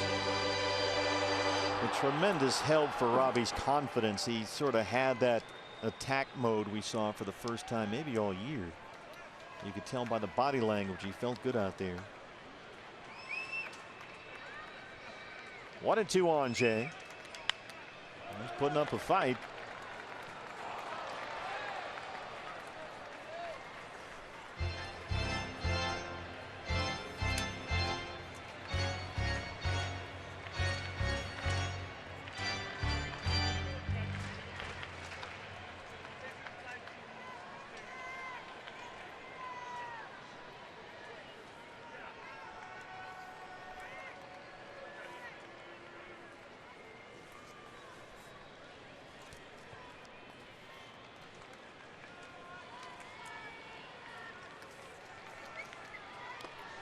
And there's that split changeup, and the Padres take this one 6-2.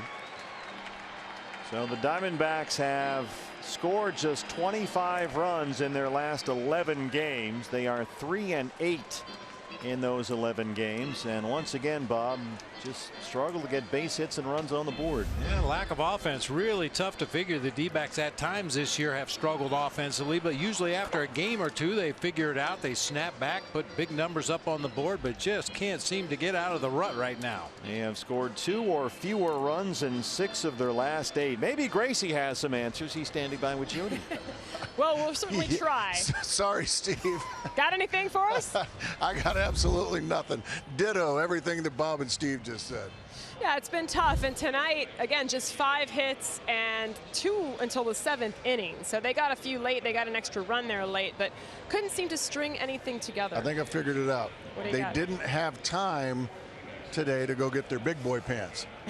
They didn't have time. We talked about that in the pregame show, and they didn't have time. So tomorrow it'll get started. Pregame was pretty late, pretty close. All right, coming your way is the postgame show, and yes, we'll break it down. Gracie, Bob Brenly will join. Kate Longworth will join us from the clubhouse and have interviews. Maybe check in with Zach Godley, and of course, as always, we'll hear from the manager, Troy Lovello. Again, the Diamondbacks offense held down tonight by this Padres pitching staff. Franmil Reyes with 2 homers off of Zach Godley. And that got the Padres out to an early lead. They tacked a few on. We've got it all coming for you on D-Backs Live, and it's right after the break.